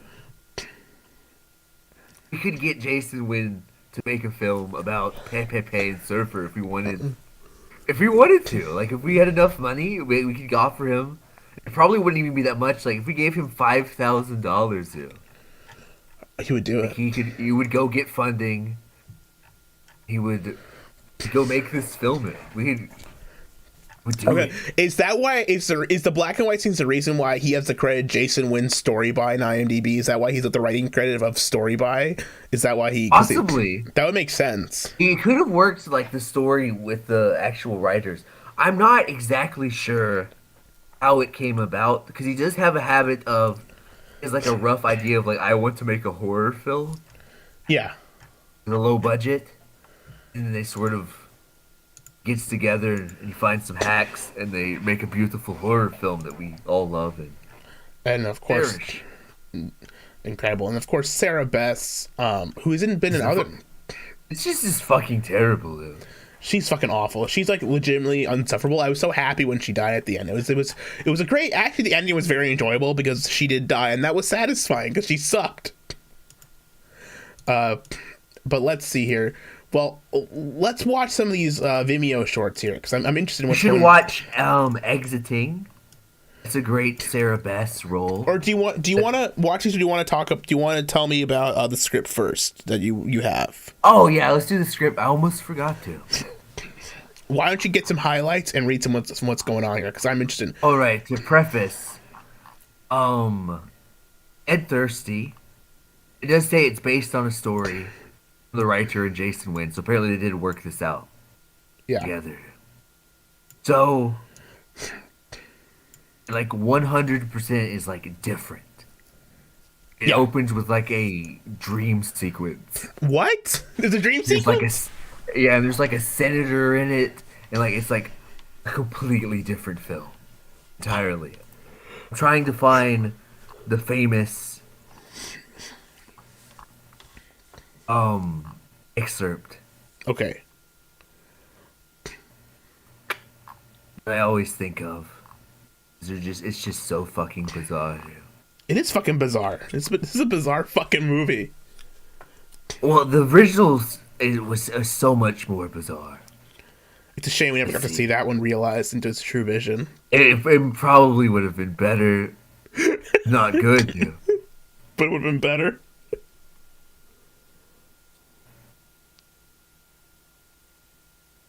man. It's more political, like in a West Wing sort of way. West Wing, what? They have like scenes at like the fucking like White House or whatever. It appears so. All the other characters are not there at all. Mm-hmm. It's Branson. Branson stayed over. Oh my god. Oh, here we go. This is Joan in Branson. Yeah. Yeah, my sister was born here. Such a little thing, so small, premature and suffering from addiction. Mama started on prescription meds and quickly became a hubba-ho. I tried to get her off rock, but it was no damn good. Well, she ain't around no more. All my sister has is me. Under her breath, she's here somewhere. Branson, what's a hubba-ho? Street talk, man. You know, when women go down hard on the rock, they start hanging around crack houses. Crack looks like lumps of bubble gum. You know, whores start turning tricks for crack outside them fucking crack houses. They get infected with everything in the book. It ain't long for them when they go hubba-ho. Sorry. No pain now, man. I watched and I learned. I don't touch any kind of shit. My sister is another matter. She was a born addict. Never had a chance. She does alright when she's with me, though. But the cult, they got to her. Made her believe their twisted lies. Now I'm here to get her back. I don't care who I have to hurt to do it. Wait, so there was more members of the cult, and like, there was a guy who was like infiltrating the party to like stop the cult? Like, what the fuck's the hubba-ho? The hubba-ho. The hubba-ho in Brit. The hubba-ho. I love the exposition of the hubba-ho. I didn't know that's what they call. Is that actually? Is that something the writer made up, or is that real? I've never heard it anywhere else. It's real to me, damn it. It's the big baby podcast, hubba-ho. And we gotta get the hubba-ho. Who wants to be the hubba-ho? Please, submit application to be the big baby podcast hubba-ho. Yeah, we'll put you on a t-shirt and sell it for profit. We'll get you a crown you can wear. I was like, we'll get like bubble gum, we'll chew it up and make like crack rocks, and then just. I'll send you some crack. I know a guy down the block who sells it. Okay, are we gonna watch this exiting? It just goes on like that. Like, it's just insane. Oh my god, that's fucking amazing. Like there's military with the military's in the movie. What? I'll read this. Like they're in the hospital. Captain and his men find the dead scout on the floor. They walk a little farther and find the locked stairway door. Yeah. They return to the scout. The captain leans down to inspect the body. Head trauma. Recent. Could be Branson. This is one of those crazy cultists. Private. Cultist? Captain steps to the private and grabs him by the collar. Yeah, you sniveling bastard. Part of the blood cult. They can fight too. Did you think we'd just be cracking a few weak junkie heads? The senator wasn't kidding about all this. It's for real. It's for real. Oh my god. The crack. Wait, there was so many subplots going on. What the fuck? And it's all been boiled down to like a bunch of people in a fucking. It's like reports of zoo and like all sorts of weird shit. Oh my god. And it was all lost to time. Now we just have Rave Party Massacre. We should Daiymo. We should fund and make Dead Thirsty directors come oh with my all these god, scenes. They have a fucking sexy nurse. There's a sexy nurse? Daiymo, we should make Dead Thirsty director's cut. We should cut up and film the rest of these scenes and splice them into the movie. Well, we could play the sexy Who the fuck's calling? Oh my god. Someone else call me on Discord. Fuck notifications. Okay. There's two sexy nurses. Interior morgue. People lay on the floor, and moans and crying can be heard. People calling for the doctor. A sexy nurse number 2 comes out of a room, has a curtain for a door. Known. This place smells awful. Sexy nurse number 1. People die here, dearie. Sexy nurse number 2 rushes to finish sexy nurse's number 1 sentence. But some people don't love my lovely, and that's too bad for them. She laughs demonically. I gotta lay down. Sexy nurse number 2. Look at all that precious blood. Oh, doctor, we have a live one for you.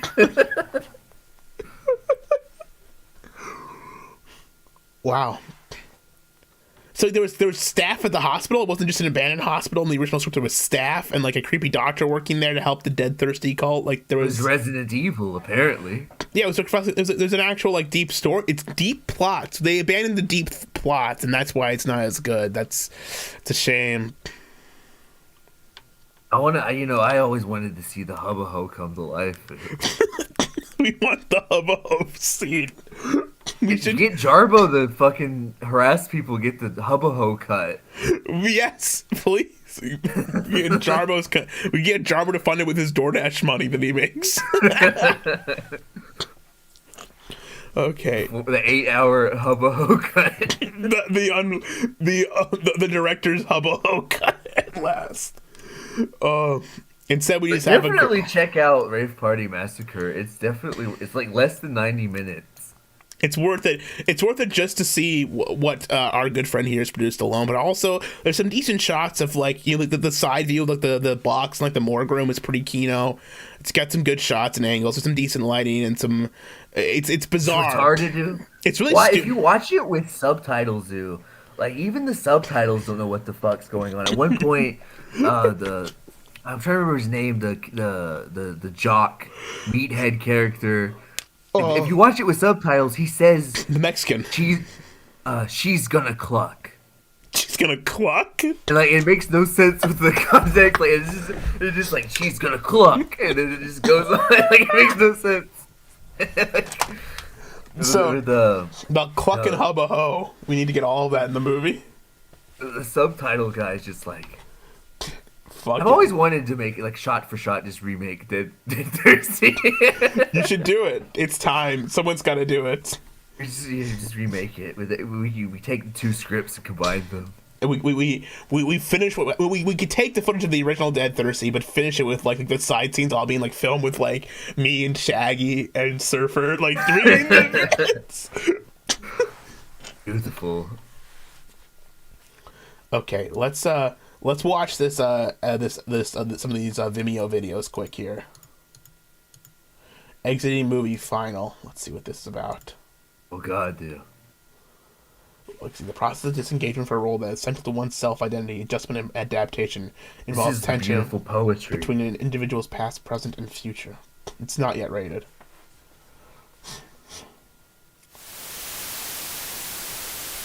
Ooh. Stock static effect. I've used that exact static noise effect before in Conspiracy Theory.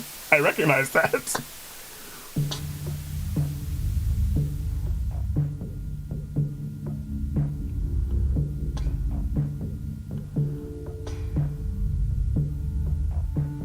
Static television headlines. Wasted. Oh my God, it's her. No. Poetry. It rhymes. Look, they reverse the water, and she's in the shower. Paradise City home lost.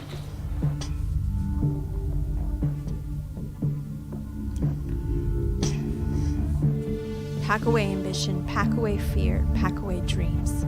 Whoa. To fuck. You. To fuck.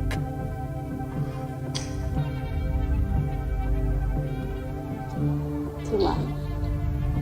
To cheat. To lie. Beginning and end.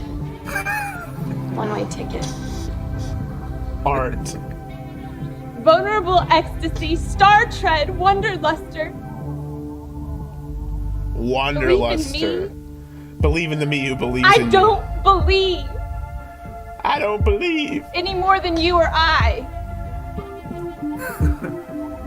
Sacred Dreamer, Mycelian Love Fest, You were I. Destruction, Destruction. Rebirth, Evangelion, Death and Rebirth. Death. EPD. Secrets from you, secrets from me, and secrets from God. The mysteries, the lies, the love. Fuck. The fuck. From outer Poetry. space, I look so small. Fuck. Fuck me. Fuck me. I'd fuck me. Fuck me.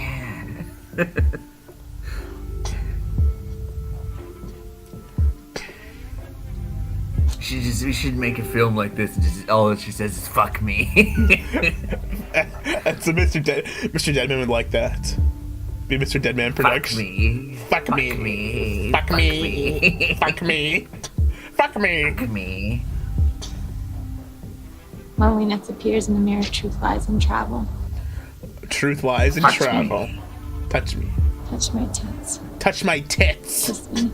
Taste me. Grab my tits. Even my changes. Nipples. Deep and dark between the Nipples. secrets of my sin. Empty. Suicide Empty. angels of self-doubt. Suicide angels. One scarred wood of a carved tradition. Leave only embers from a burning fire.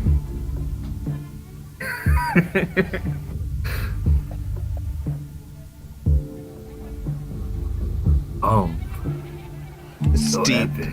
So deep. Touch my tits. It's deep, but it's also sensual. It's also daring. It dares to be deep, Daiymo. Oh, also, I want to say about Dead Thirsty. The best looking part of Dead Thirsty is the intro, with like the scribbling hands, like the fucking like stuff. It looks like it was like an actual like a major production like intro thing for Dead Thirsty, right? You remember Yeah, that was done in the. I made a mistake, early on in my little career. Yeah. Where I said that we met in the shed, Jason's backyard, which we did. Yeah. That was actually what he referred to as his studio. It's his film studio. So, that was done in his studio. A lot of the scenes, black and white scenes, were also done in his studio as well. Oh, so that shed back there that like she's walking to. Okay, so when we thought that was the crack shack out back. That was his actual house studio. It's his studio. That's where I learned everything I know. Wait. So Dojo. We were having an argument, me and this person, my friend who was watching it, because they were wondering like, oh, is this like it's supposed to be like a really rundown, shitty house that's like there, and that's a really like small, like shitty shed. It's like, oh no, it's probably like not that bad. Probably wasn't too expensive to have. They were like, oh, why does he have such a why do they have access to shitty crack shack in the middle of nowhere? But that was his studio. That was the Jason when the white shed. That was where the master did his work. That was where the magic happened, dude. That's where the magic happened. Wow. That's where it happened, dude. Yeah. That's fascinating. Wow. Oh, fuck. Art is voice, soul, akin. Oh, fuck. This one's going to be good. I was there for this one. This one I was there in class to, and I was just supposed to not laugh or react in any way that was negative to this funny. It's the funniest shit I've ever seen in live. She walks into the police station, shaking. Her pantyhose nose running, her mind racing, her innocence easy to behold, once golden, now taken. Stolen. She walks in, holding her shirt down to where her skirt once lived. She's holding back anger, back pain, back tears. Others are pacing or impatiently waiting in line to complain, to report petty crimes. As they look, they doubt, they leer, they sneer. Finally, an officer comes over, comes near, leans in, comes closer and says, "So what brings you here?" And her clenched teeth, tears, and mascara smears. I couldn't turn the volume. Bald fists, trembling lips, ripped clothes, and a torn soul, she looks at him and says slowly, "I have been raped." He hesitates to an angle, looks from her foot to her ankle, to her thigh, to her breast, to her chest, mentally undressing and re-raping her with his eyes. Then he begins to berate and harangue her. He says, "Was it a stranger? Or were you on a date?" What kind of shirt did you have on? Was your skirt short or long? Did you flirt, play along? Did you tease, lead them on? Were you on the make? I can see every time. Make no mistakes, miss. I'm not saying I had your to fault. sit there with his shirt I'm just trying to facing. figure out if this was a legitimate rape. Legitimate rape. And in her mind begins the debate. What in truth constitutes legitimate rape? Is it housewives with fire and daggers in their eyes, faking it and taking it their entire married lives because that's what their moms did? Is it forgotten little kids that you'll never know, snatched from their homes, bus terminals, skid row, and sold as sex slaves in the home of the brave, Brazil, Negril, Russia, Mexico? Or is it the plight of the Native American and Australian Aboriginal in a fight in a place they call home with no place to call home? Native Americans. Of blight and disease, blankets filled with pox to rock their young sleep, memories of Pine Ridge, Hawkesbury, Mead, Wounded. And we just came into class one day. To take And liberties this with the happened least like of there was these. no warning Snakes or to slake their anything. desires with the boys' This was choir happening. who wear the mitre and the muscle. Wait, this they were piece. filming Or this at least on it must in be class? the Or they oppression were and showing suppression this of was like our Africa's whole voices, day. resources, He was like, identity. Could it be oh, building some a guys are nation coming and before we're gonna slavery? film it. What the French did to the Haitians in 1783, what the Germans did to the Jews, what Monsanto was doing to the world's food, what pharmaceutical companies are doing to the world's youth. Don't misconstrue or get it confused. I had to This is listen to not this in like truth 9 times. what legitimate rape constitutes. Could it be touching women universally in their sacred space, or settling out of court for a fraction of the cost after being caught committing fraud with a university that's fake? Could it be writing off $1 trillion in taxes while we get written off and placed in supermaxes for the simplest of mistakes? Could it be propping up the neo-Nazis and KKK and even after all of this KKK still becoming president of these divided states? Dup BTFO. Maybe. It just But could came it not in. also be It's like a it woman happened, and then we just never walking home alone, spoke of it ever not again. conscious of what she's got on her back, thinking she Never has the spoke right to of it wear what ever she likes again. without being attacked when she feels a knife to her throat and her skull being cracked? Is it rape if she said no, fought and cursed the act? Is it still rape if she said no but thought not to make it worse, so she didn't fight back? Is it rape if she screamed in a way deemed to raise the alarm? Is it still rape if she spoke softly? In an effort to keep him off, she spoke very calm. Is it rape if she said no and kicked, trying to harm him? Is it still rape if she said no, but since I can't stop you, please, just wear a condom? Now, she's looking at the officer with whom she's lodging her complaint. His eyes are darting, trying to figure out what it is and what it ain't. And then she grabs his face in full attention. She pulls him in close to ensure that he's listening, and she says, "Let me be frank. My rape does not become legitimate when you say so. My rape became legitimate when I said no." Learn, listen, share. Art is voice. That was incredible. That was fucking incredible. I'll see if I can find another thing. Like, it's just like, oh my god, his Vimeo is a fucking treasure trove. Commercial reel 2021.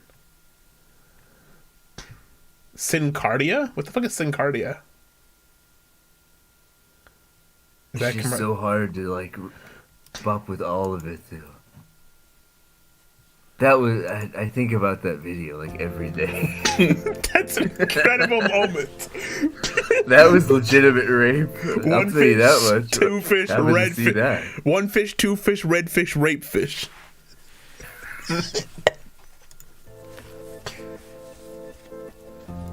My name is Stephen Langford, and I'm the Director of Education. Oh, it's a commercial. Let's What's load. Abbey of the Holy Goats?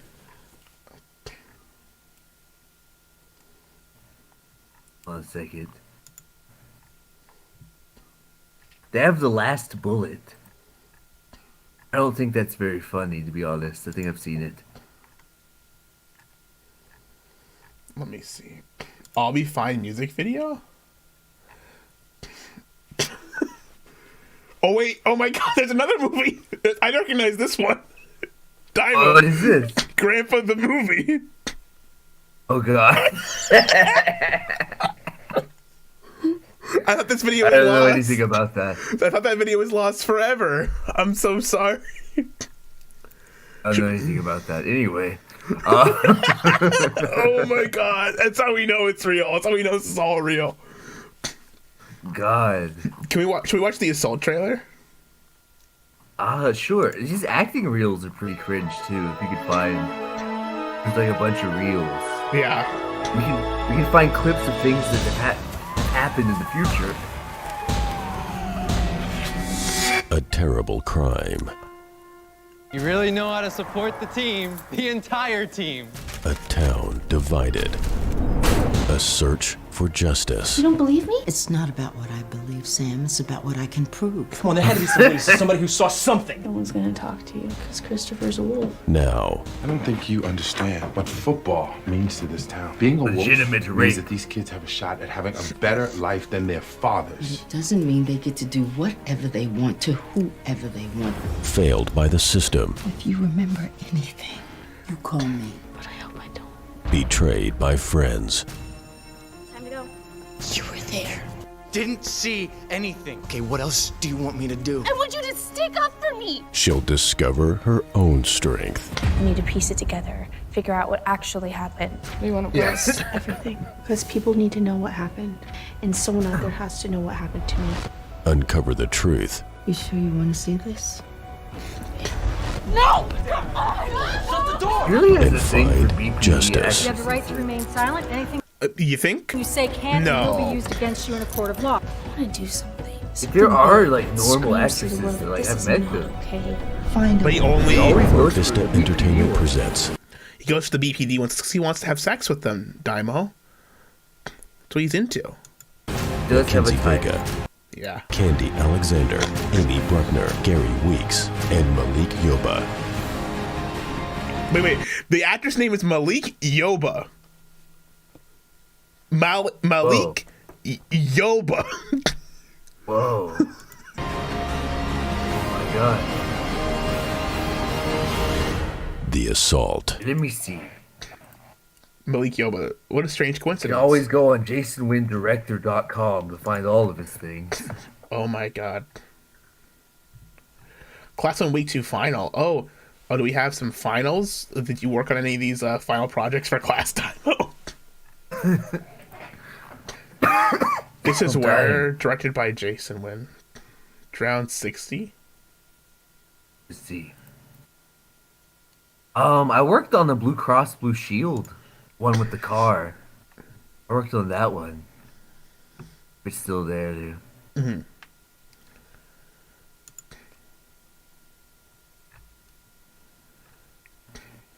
I worked on the legitimate rape. That's such a fucking. That's an amazing video. That's a fucking. That's a fucking incredible piece of film history there. I can't believe. I can't believe he hid so many of them behind paywalls, dude. What the fuck? He knew that he knew ahead of time we were gonna do this stream. He knew he wanted me to make me pay. It's like I can get Gahoole for all this money. Is a GoFundMe up? Can we funnel him money right now? Wait. He has a GoFundMe up right now. Can you link it? No, his dog is sick. Oh, never mind. I don't want to. Oh, this was last year, so it's over. Oh. Sad. That's not funny. SWAT 30 final high res. What the fuck is SWAT 30? We watched Swerfer get swatted. Jason did it? Dog die? I don't know. Oh my god. Whoa! It's action packed.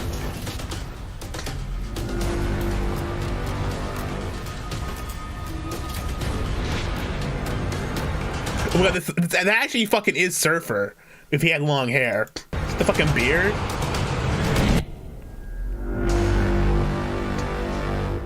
Whoa. Did you rely on your rifle today? It's a fucking ad for a gun. He did gun ads. And y'all, this man did both that rape video and gun ads. It's really playing both sides.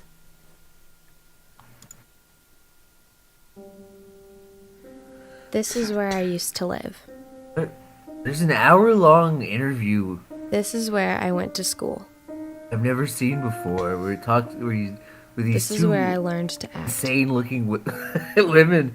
Jason looks like This 500 is where it all pounds. began. No way. Link that shit.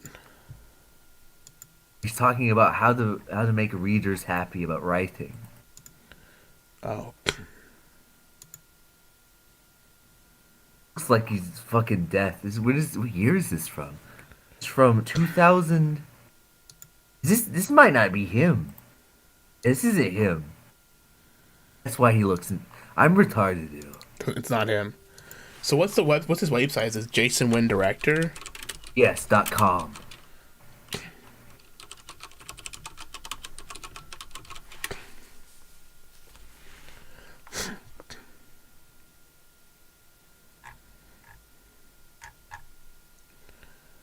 Okay.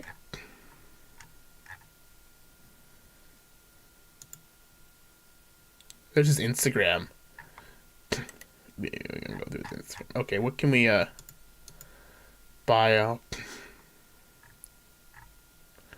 Look how long it is. Jesus Christ. I can't believe he's fucking hiding all these goddamn beautiful things.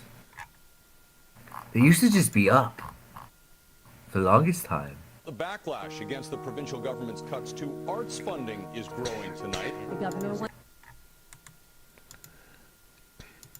Press.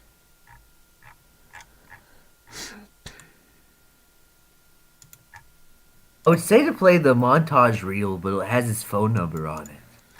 I don't know if we want to do that. Let's not get his phone number out there. That'd be... Oh, it's all over his Vimeo. I mean, he's putting it out there himself. I'm sorry. I've already put it on screen, but it is what I mean, it is whatever. Should we call him?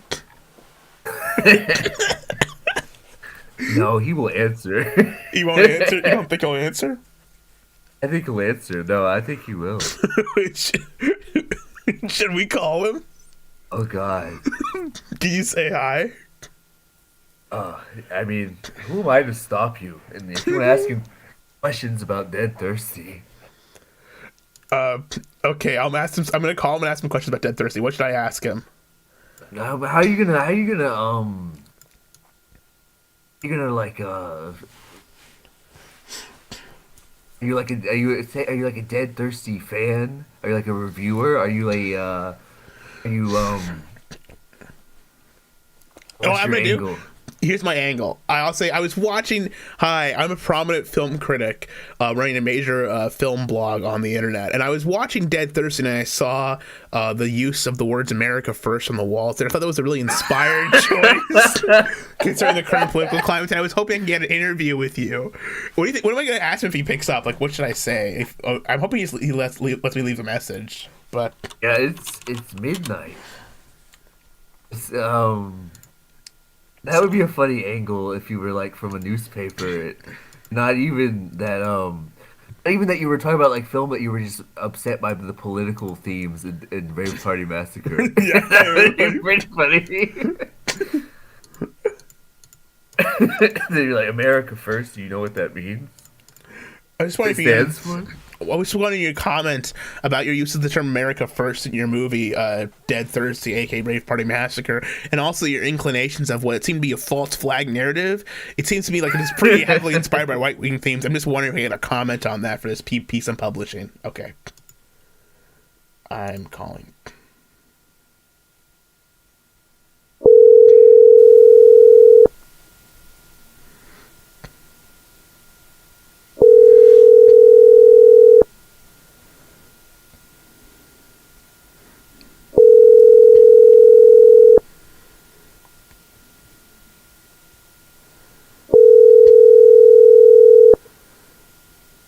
Hey, it's Jason Wynn. Thanks for calling. Leave a message and I'll get back to you as soon as I can. Have a great day. Bye. At the tone, please record your message. When you have finished recording, you may hang up or press 1 for more options. Hi there, Jason. My name is Patrick. I work with a independent film blog, and I was watching your film Dead Thirsty last night, and I was really interested in your choice of the words "America First" to be painted on the wall. I'm not sure if we're in the current political climate right now, but that's a prominent phrase used by far-right activists, and I thought your use of the terms, false flag and NWO, I thought was really interesting. I thought I could get some thoughts on the choices of that and your current views of like how that affected and how inspired you were and you were able to kind of like move in and how in tune you were with the political climate of the world at the time. I'm really interested to hear your thoughts on this. I'm doing a piece on the movie Dead Thirsty. I thought it was really amazing. I want to hear more. So if you want to give me a call back, I appreciate it. But otherwise, I just hope you have a great night. Thank you.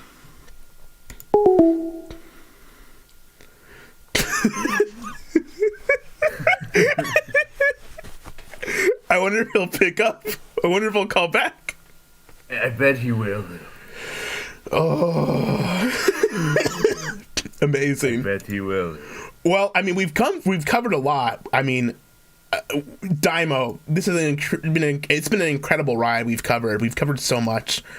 We've seen so much of his work. We've called the man now. So I think, is there anything else we can do with Jason Wynn? Is there anything else you have to say about the man? Any closing words as you put a nail in the coffin of this chapter of your life, as you never look back, as you stamp the steel shut, say never again, Jason. Obviously, like, this is like the guy who taught you film, but like, what runs through your mind now? Now at the end of things. I'm assuming he's moved on. Well, we have to actually watch the trailer for his other movie, Let's Make It, which has not been released yet. A grand total of 92 views. He's pulling like Mr. Deadman's stream numbers with this this trailer here. Okay, let's watch this trailer. Sustainability of the film industry in Atlanta, Georgia, will live and die by the creative that comes out of it. Someone's asking if we would recommend the Fat Boy Chronicles Zoo. Yeah. I would say, yeah, well, go ahead and watch it. Like, it's not super riveting with this weird shit in it. I would say if you can only watch one movie, watch Dead Thirsty. Obviously, definitely. If you're gonna watch more than that, I would say I could still recommend both Shifting Gears and Fat Boy Chronicles. I would not recommend Paul Apparel. Paul Apparel is skippable. Skip Paul Apparel for sure. Based tax incentive right now that's beholden to legislation, that's beholden to laws, that's beholden to change in legislation. Without sustainable creative, then we won't last. Now, that being said, if we start today cultivating content from local filmmakers here in this area that build a name on an international basis, that continue to grow and cultivate. He was always such like an aggressive man. Like, his eyes were always like generating wide, and he always stood like with his legs apart, like locally. That's where the brick and mortar of the real industry is built. When the music hip hop industry came here, they made I wish music. him all the best. I can't. Whenever he releases something, I always watch it. I mean, until we start cultivating and creating our own content, it's not sustainable. It's not sustainable. What are you making? What are you making, Daiymo? Hashtag Let's Make It Film. What am I making? What are you making, Daiymo? A fucking poopy? But yeah, I will watch whatever this man puts out. I'm a Jason Wynn fanboy. I'm a winaholic. I'm a winnow. And they're so, I guess to wrap it up by saying Jason Wynn introduced me to his friend Zoo, which I also follow. I'm very interested in. Yeah. Melissa makes horror movies. Yes, I can see that. There's another lady named Blair Bathory. It makes horror movies. She's like this weird big titty goth babe. Yeah. She had like an Elvira type of horror anthology thing online that's pretty cringe as well. Yeah. There's like a whole universe out there of Jason Wynn universe you can go check out. You just kind of jump through IMDb and you can find he DP'd on a film called The Evil Within that I believe you can watch for free on Amazon Prime. It stars Eric Roberts. The Eric Roberts. The Eric Roberts, and it has Jason Wynn actors in it, and it's fucking on the dead thirsty level of like incoherent and really funny. Oh my god. Eric Roberts is in it, and he's like at this peak, not giving a shit. I'm here for a paycheck. That's amazing. And, so it's a beautiful universe to play around in, and I'm proud to be spawned from it. Well, is it the evil? He was an actor in The Evil Insider. Was it the Evil Insiders at the movie you're talking about? Insider. He's an actor in there. He's the Chainsaw Man in that. Oh, he is the Chainsaw. Yes, he is. Incredible. Thank you, Eric Roberts. I believe Eric Roberts is the father of Emma Roberts, correct? Who is, of course, one of the contenders in the Emma Wars on TV Chan. So it all comes back around. Eric Roberts is, of course, a known poster on TV Chan. Defends his daughter there every day. So thank you. If you're watching, Eric, we appreciate your job and your acting skills. Yeah, come on and talk about working with Jason, Eric Roberts. Yeah, that's what we want to do. I want to talk to Eric Roberts. No, this is certainly not Gahoole's schizophrenic delusions like anyone knows about the site at all. It's true. You're right. It's just Nicholas Winding revenue posts on there. No one else does. Post in red? Yeah. Well, okay. I think this has been a great stream. I don't know anything else we can close out with besides this. This has been excellent. Incredible, amazing. Oh, I will add about, if you do get the DVD, they made DVDs of this movie in the year of our Lord, like 2018. There's no Blu-ray edition of this film. Of Dead Thirsty? Of Dead Thirsty. There's a commentary track with Jason and one of the writers and producers. It's very good. He talks about Hitler, and it's pretty good. He just sort of rambles on and says some things that a person probably shouldn't say, ever, let alone on a commentary track. It's very good. Highly recommend it. It's like $12. It's definitely worth it just for the commentary track. How do I buy Dead Thirsty, aka where can I go, Daiymo? Amazon.com. I'm gonna buy all sorts of things. I'm buying Rave Party Massacre on DVD right now. I'm gonna show it. It's worth it. I'm gonna show it on window capture. I wonder if this will dox me if I do it. I might have to.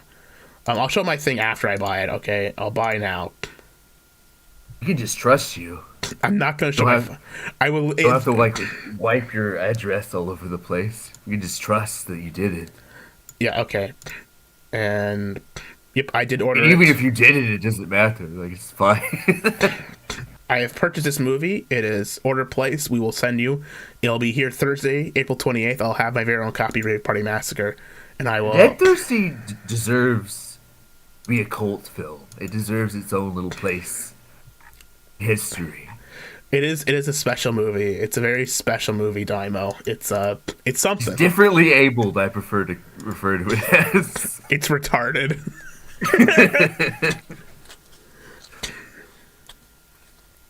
Yeah. The commentary makes it so much more retarded. Well, I'll have to watch that commentary. Well, this was incredible. An amazing show. Now, Daiymo, from what I understand, this is going to be the last show for a while. Is that correct? You're going to be taking a break from the internet or moving on or something?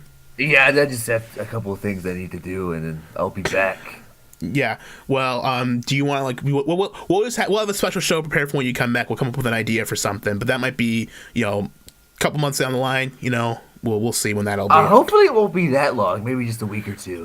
Oh, I thought you were going to be gone for the summer or whatever, but no, never mind. No, it might just be a week or two. It sort of depends. I'll let you know. I'm sort of feeling things out. Yeah, makes sense. Gotcha. Well, we'll have our choice for what we do for next time when we come back, but then we'll put a user poll up for the next time when the show's back fully, for when we can do an idea of what we want to do. Because we had some ideas for shows we got built up, but anyone has any suggestions, you can leave them in the comment down below. Any show suggestions, we'll tackle them. What I do want to do before this show ends, we do have to get you and Rudy Coleman back on screen together doing an interview. You and Rudy on screen together doing a real breakdown interview of Rudy. We have to interview Rudy and what he's doing because I need to know about the egg cartons. I think that is one thing we have to do before the show ends. A non-blood sport. You You want to do like Daiymo and Rudy? Where are they now? Yeah, like a return after the historic Daiymo Rudy debate on this channel many months ago. We'll do the follow up. Beautiful phone interview. Okay, get Echo having a fucking. We're Rudy straight, and now I am gay. Yeah, the roles, how the tables have turned, you know, and well, yeah. Where is Rudy? I hope he's okay. Anyways. Thank you. It's been an excellent show. We'll be back when we're back. I don't know when. I'll make an announcement when we're coming back, but we'll see. Otherwise, you have a good night, Daiymo.